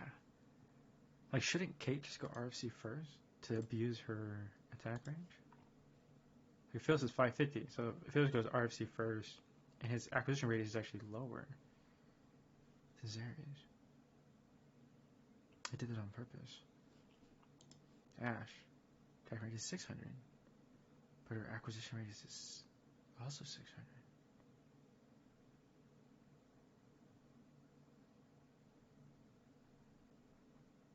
Whoa. Her attack speed 0.65 is also probably standard 0.64 and 0.65. But these are huge differences in units. Phyllis is 750, Ash is 600. A especially against like Lucian, because they can poke from a safe distance, they need to make sure the acquisition rate is lower. Because Zeri, her attack range is lower, they need to make her acquisition higher. But then Atheos is like 550, 750, so they try to make a compromise by removing 50 units, 50 units.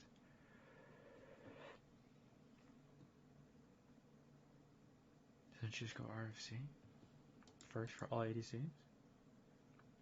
But Ashe is 600, 600. I guess that's the trade-off. She can already hit further, so she needs to not acquire the target any further. That's the skill. You have to manually input your attack command, attack move command, and attack animation canceling to properly weave in the attacks, or else if they gave her 800 acquisition, you can attack move click super easy, and then you would just always be running down your opponent. That's why they did that. You're forced to manually initiate versus like Zeri can attack move command because she has 800 acquisition and 500, so you can attack move command, which releases and eases the burden of your attack animation. But they made her like super advanced, so they were like, let's create, probably with an AI or an algorithm, let's create an ADC that has an AP build from her passive. This alone is like, it's nice, you know, it's pretty nice. You know, a level 18 Zeri is getting extra 200 damage at 110% AP. It's doing like chunking out the opponent's health as target, you know, 15% of your target's max health. You see what I'm saying? So the super tanks get hit hard. Zeri pops a living battery onto a tank, and she's doing at level, let's say level 13. You're doing 10%. Level 13 is probably her peak. You're doing 10% of your opponent's health, and she's probably always triggering. Because remember when I said 50 units or 100 units is super important? So her innate generate 1 charge every 40, and at 10 charges every time she casts burst fire, up to 100 charges for basic attack, she assumes tries to deal modified damage. Zeri zaps the target at full charge. Zeri's next attack empowers. Oh yeah, good thing this cannot crit strike or trigger on hit on attack effects. So you can easily move 40 units for 1 charge. Remember, moving 50 units, moving 100 units? Super easy. 10 times, so 1, 2, 3, 4, 5, 6. Oh yeah, it's just...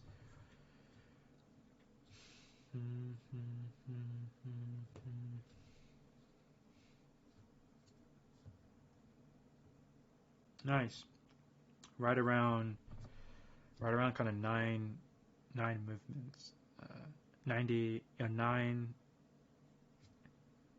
8 to 9, 50 to 100 unit movements will proc her passive for the basic attack for the, she's going to zap the target here, innate, living battery, innate, 110% AP, and you hit your opponent for like, at level 5, like extra 100 damage. Hell, at level 1, the value is at 90 damage.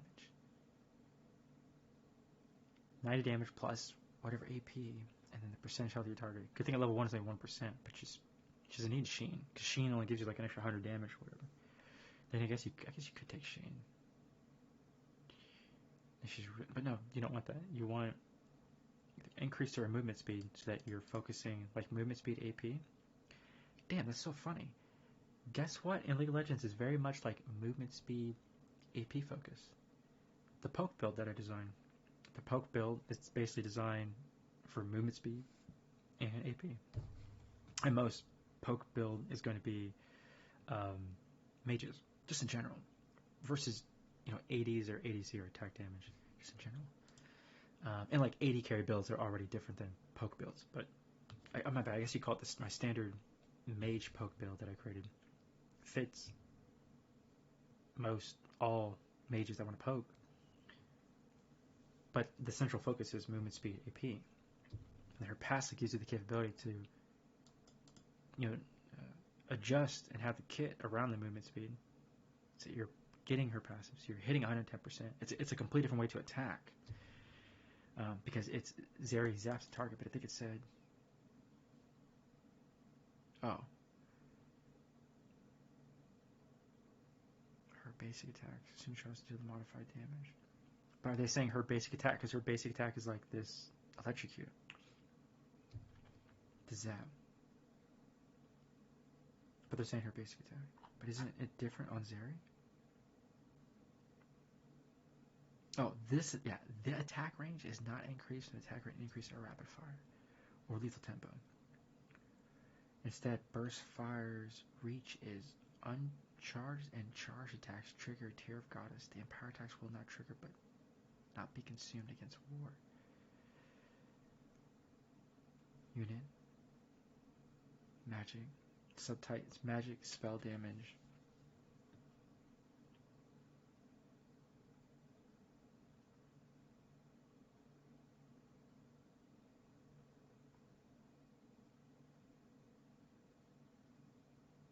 That's interesting. Spell shield will only block a fully charged attack. Uncharged attacks are not blocked. Yeah.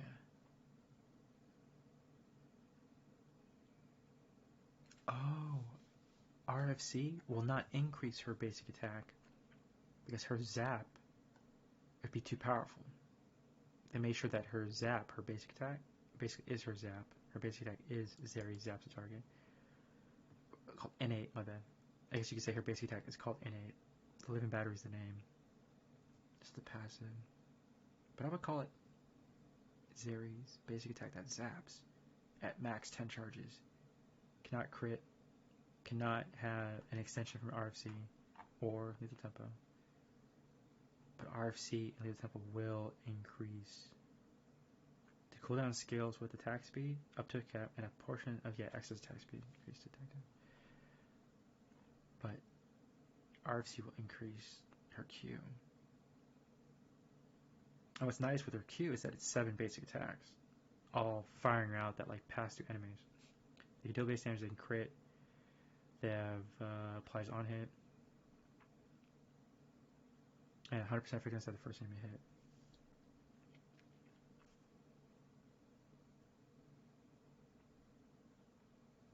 Nice. Burst fire. Augment learn with her first skill point upon spawning. Oh, my bad. You're given burst fire. She has this. It's a pretty powerful kind of opening too.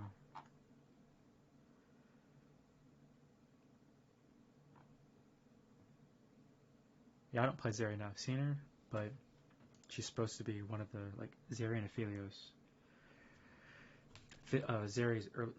Even though I think Zeri is late game, but just even how her kit is designed is like almost Tristana-esque. Like her Q to like wave clear the way, like almost like get level 2, get level 3 early, like early push, and like run away. So she could like Q burst fire with like her submachine gun, like energy zapping. Even the zap that executes minions is like already almost like early game focus. Snowball. Maybe Zeri is early game. Maybe she was never late game. Zeri's early game. She can zap, execute minions, wave clear Q, and then just like what's it called? Even Ultra Shock. Like Ultra Shock's like you kind of play off of the lane, and then now you play vertical and you use the terrain to fire the W, and then you want to Q, 2 minions, boop boop boop boop. You want to Q the minions and zap the minions to execute them. And when she falls back, she can then E over, like she falls back, she just E over a wall. People see this? Yeah, I'm not sure. She falls back, she can just E over a wall. Which really pulls the opponent out too. So she could sit on the wave. She could play off the wave. Zeri Aphelios. She can then Q the wave, zap the wave. The opponent goes in. She can either hit the wave or zap the wave and Q the opponent. She can auto attack the wave and Q the opponent, which makes her strong. She's auto attack, last hitting, executing the opponent with zap. Back and forward. And then if the opponent wants to get froggy, she could just E over a wall and then get out. But I don't play Zeri enough, but looking at her kit now, she can go 80. She's hybrid AP. She can also go movement AP. Movement AP is a kit. She can go just straight 100% AD and just go on her Q. She can go hybrid. And I think that's pretty much all she needs, right? That should be it. Yeah, see, the other telltale sign was her ult being at 110%. Which plays into the hybrid 100% AD if you want to, because at least it's still 85%. And the Q. No, I should just say 100% AD because the Q. Passive is movement and AP. And then the third option is hybrid. But not take it back. 80, go 100% AD because ADCs are always kind of ADC. Then you go hybrid, AP and AD because it's present. And then you can also go movement speed, AP on it. Because all of her abilities still have AP. Which is completely different, but it's still there. Versus, yeah, the Q becomes weakened. But you're playing off of that. If you go max, movement speed, AP, you're playing on the passive. To hit your opponent for the level 13, 10% health, 110% AP with the bonus damage. Level 13, you're doing 153 extra damage. You're doing 10% of the opponent's health. Oh my bad. Let's say level 6. You're doing 115 damage at 110% AP, and you're still at level 6 doing 4% of your opponent's max health as damage. Based on targets, maximum. And it's already magic damage. So it's like magic damage plus this gets turned into magic damage. Damage is based on the target's health ratio capped at 300. So they're like, oh my bad, 300 against monsters. Oh, interesting. Monsters are neutral targets, so they don't want to have farm accelerated gold. They don't want like Zeri to just like run over. They don't want Zeri to just steamroll enemy jungle camps.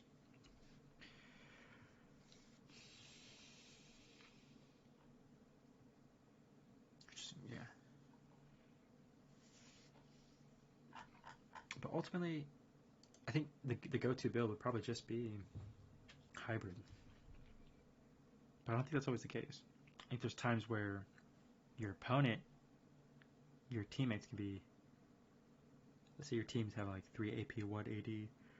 Oh, I guess it'd be, if your team goes like 4 AD, let's say, which your team should never do that. Should be, like, let's say your other teammates are like 3 AD, and your support's AP, and you're kind of looking around like, what? And then you can go hybrid. And sometimes your opponent won't notice that you're going hybrid.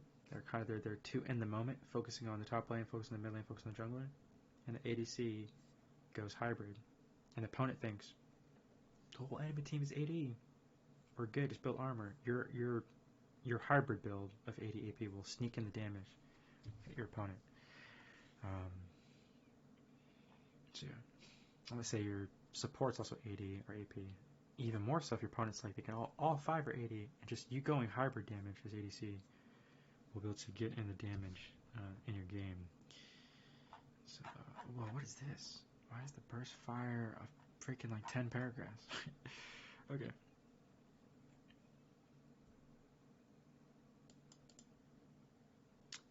Just because she's so powerful, like I just said. Can they see this? Oh, they can't. Oh, they can't see it. She's so powerful that Zeri can play off of the wave, and if she fires the burst shot and misses, it still draws the minions because they needed a way to balance her out.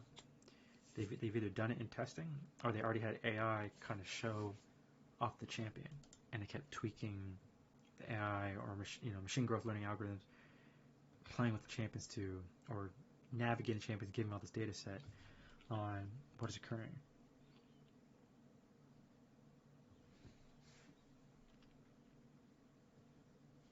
Wow, so Mumu's Tantrum fizzes Nimble Fighter, ignores unit collision. Because these are projectile, her attack, her Q is projectile auto attacks that are traveling. Aliena's Eclipse, flat damage reduction applied to each of the 7 instances of damage from burst fire. Because remember, these are 7 rounds in a target direction that each do physical damage. It's like it's like 7 auto attacks that are just flying out.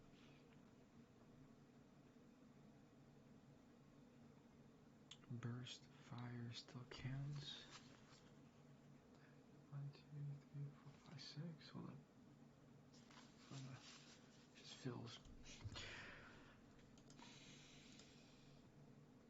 Oh. How long is the stream? Not that long. I started at midnight. I'm gonna stream for 2 hours.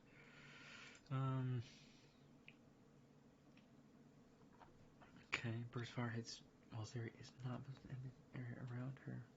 Reveal. So she fires the weapon, area around her, okay. Burst fire rolls critical strike for all rounds, as well as additional physical damage dealt when Zeri is overcharged. Active. Active. Zeri explodes to a match against Zeri. If this hits at least one enemy champion, she enters overcharge for a few seconds. The enemy will extend overcharge. Overcharging Zeri gains bonus attack speed, bonus movement speed. Burst fire is empowered to instead fire 3 rounds that can chain up to 4 surrounding enemies to deal physical damage. Her Q changes. The cooldown is super long for lightning crash. Oh, that's her ult, right? Yeah. During overcharge, which I guess is her ult. My bad. It's not. Oh, lightning crash. Isn't lightning crash having its own? Bro. She can move while casting. Yeah, there's also really powerful too, because it's saying you can like shoot and move then shoot, but you can't do both. She can do both. So she's like the 4th archetype. You can move then attack then move. Can't do both, but she can do both. So she fits in like this 4th kind of positions, 4th archetype in the game. She like takes the poke comp and sits outside of the poke comp. Zeri can stack overcharge up to 100,000. Like, what does that even mean? Like, bro, what? Hold on, what am I missing here? During overcharge, Zeri can generate stacks of hypercharge. Bro, wait, hold the fuck, what? First off, she already 20% shorter. It even changes the attack animation. Like I said, it goes back to like the average player going 30 miles an hour. Good players go 60, 80 miles an hour. And maybe like double it when I think of pros can go like 90 miles an hour. For the vehicle started shaking too much. The control, literally the control of the champion is like shaking too much.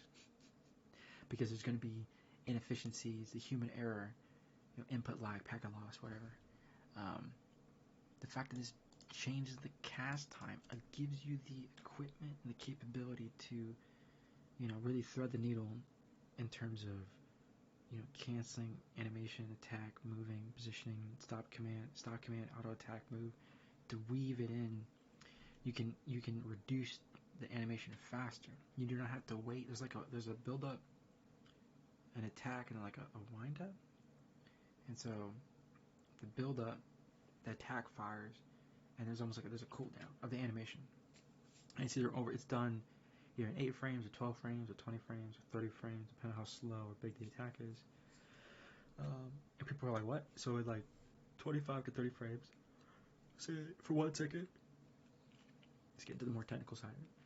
Mages all have like a really long attack animation where there's a huge build up and then a short attack and then a really short cooldown. But it feels clunky, but it's built that way so mages can just like kind of and then reposition. The mages are kind of like this is like the mage attack animation. It's just so here and wind up and then it hits and they can pull it. Versus ADCs are always kind of like and the mages are kind of just like they're always a longer wind up and then a really short attack and then pull back. So that ADCs have this kind of right in the middle where it winds up, it attacks, and then cools down. So the ADCs that are good are going 30%, and they've instead of dealing with the full animation, they kind of shorten it. So then the attack goes for ADCs, and you kind of feel the rhythm of the beat and as an ADC when you play it versus like mages like in the full attack animation. That's the game of League of Legends. So it's landing skill shots and attacking is like oh crap, maybe they can't see my hand movement. Maybe they did not see my hand movement. So in the attack animation, the build up, the attack, and the cooldown, or the build up, the attack, and then the winding down, or the wind up. And the reason I say wind up is because you're going to immediately attack next. So it's like there's the build up, there's the attack animation, and there's the wind up because you're going to do it all over again. Does that make more sense? Or technical animation standpoint versus the build up, the attack, and then or cooldown, wind up, the ending of the animation. And so most League players can push it to 30%. And so it's like in terms of attacking versus mages are like that's why the mage animation seems slower. And that's why ADCs are always kind of like and then so here's that players that are general and then kind of average players get it 30% and then pros are already people that are better than average and pros are kind of always 50%. They're always like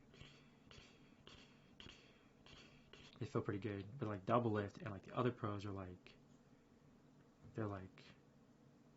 they're controlling their champion. Why does double lift keep climbing winning? Why do pros keep climbing winning? Because they're so clean with it that you're like, bro, I'm trying to hit him, I'm getting hit. They're like moving in, they're getting hit. They're moving in and getting hit. They're moving in and getting hit.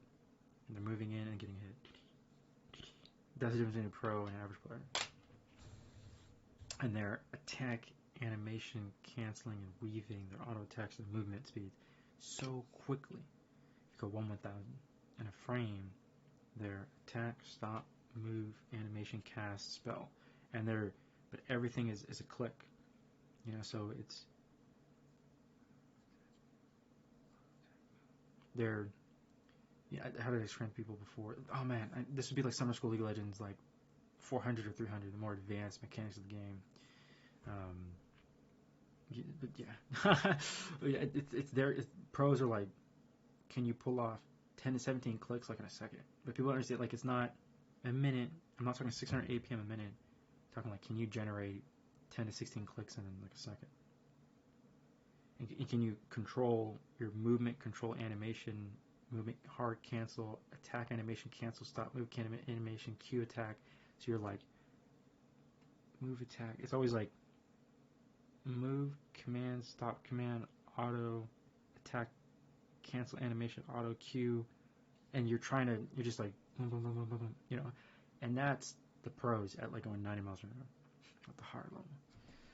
That people don't, they see it, but they never could quite comprehend it, how to visually break down what they're doing, and that's the highest level of League of Legends. So I'll show you the beginning, burst poke sustain, how to be in lane, the medium difficulty, understanding your matchups, understanding your wave states, and then the more advanced level is the pros, anyone that's like the Apex tier, Master GM and above, Challenger, understand how to say weave in their autos and their spells, but they're also movement, command animation canceling, and the attack animation canceling into the spell auto rotation canceling. And they're doing that thinking about feigning attacks, baiting attacks, pulling your opponent in disadvantaged positions, team fighting, pinging, shot callings. And that destroys your opponent because they're lacking all those skills. So I like to say the basic League of Legends player has to learn 9 skills. Okay, and other pros have talked about this too. My bad, other coaches talked about this too. There's like 9 skills players learn. Once you understand those 9 skills, you have 9 fundamentals. If you're bad at like 4 of these 9 skills, you're probably like gold. If you're only good with like 3 of the 9 skills, if you're only good with, yeah, let's do this. If you're only good with 3 of the 9 skills, then you're probably silver. Right? You probably have 4 or 5 skills, you're probably gold. You have 6 of the 9 skills, probably plat. If you're like 7 of the 9 skills, you're probably emerald. If you're 8 of the 9 skills, probably Hearthstone Diamond. Even if you're 9 of the 9 skills, you're probably like Diamond 1. And then there's another set of skills, what I call like skill 10, 11, 12, 13. You know, the more skills you have to learn that propel you into Masters. And if you have 15 of the 19 skills, you're probably like GN. And once you master like 17 out of 17, or 19 out of 19 of these skills, or 20 out of 20 of these skills, the more intense macro information, the minutia of the game, then you're challenging. So let me democratize League of Legends, make it easy for everyone to understand. And so, but 2-hour stream, 2 hours and 6 minutes League of Legends, and I've already said a lot for posterity and people in the future, and they watch the VODs. I'll cut off of that. It's Professor Artrey Death right here. Welcome to summer school. Let's make League of Legends easier for everyone to understand. Boop. Oh, I should change this too.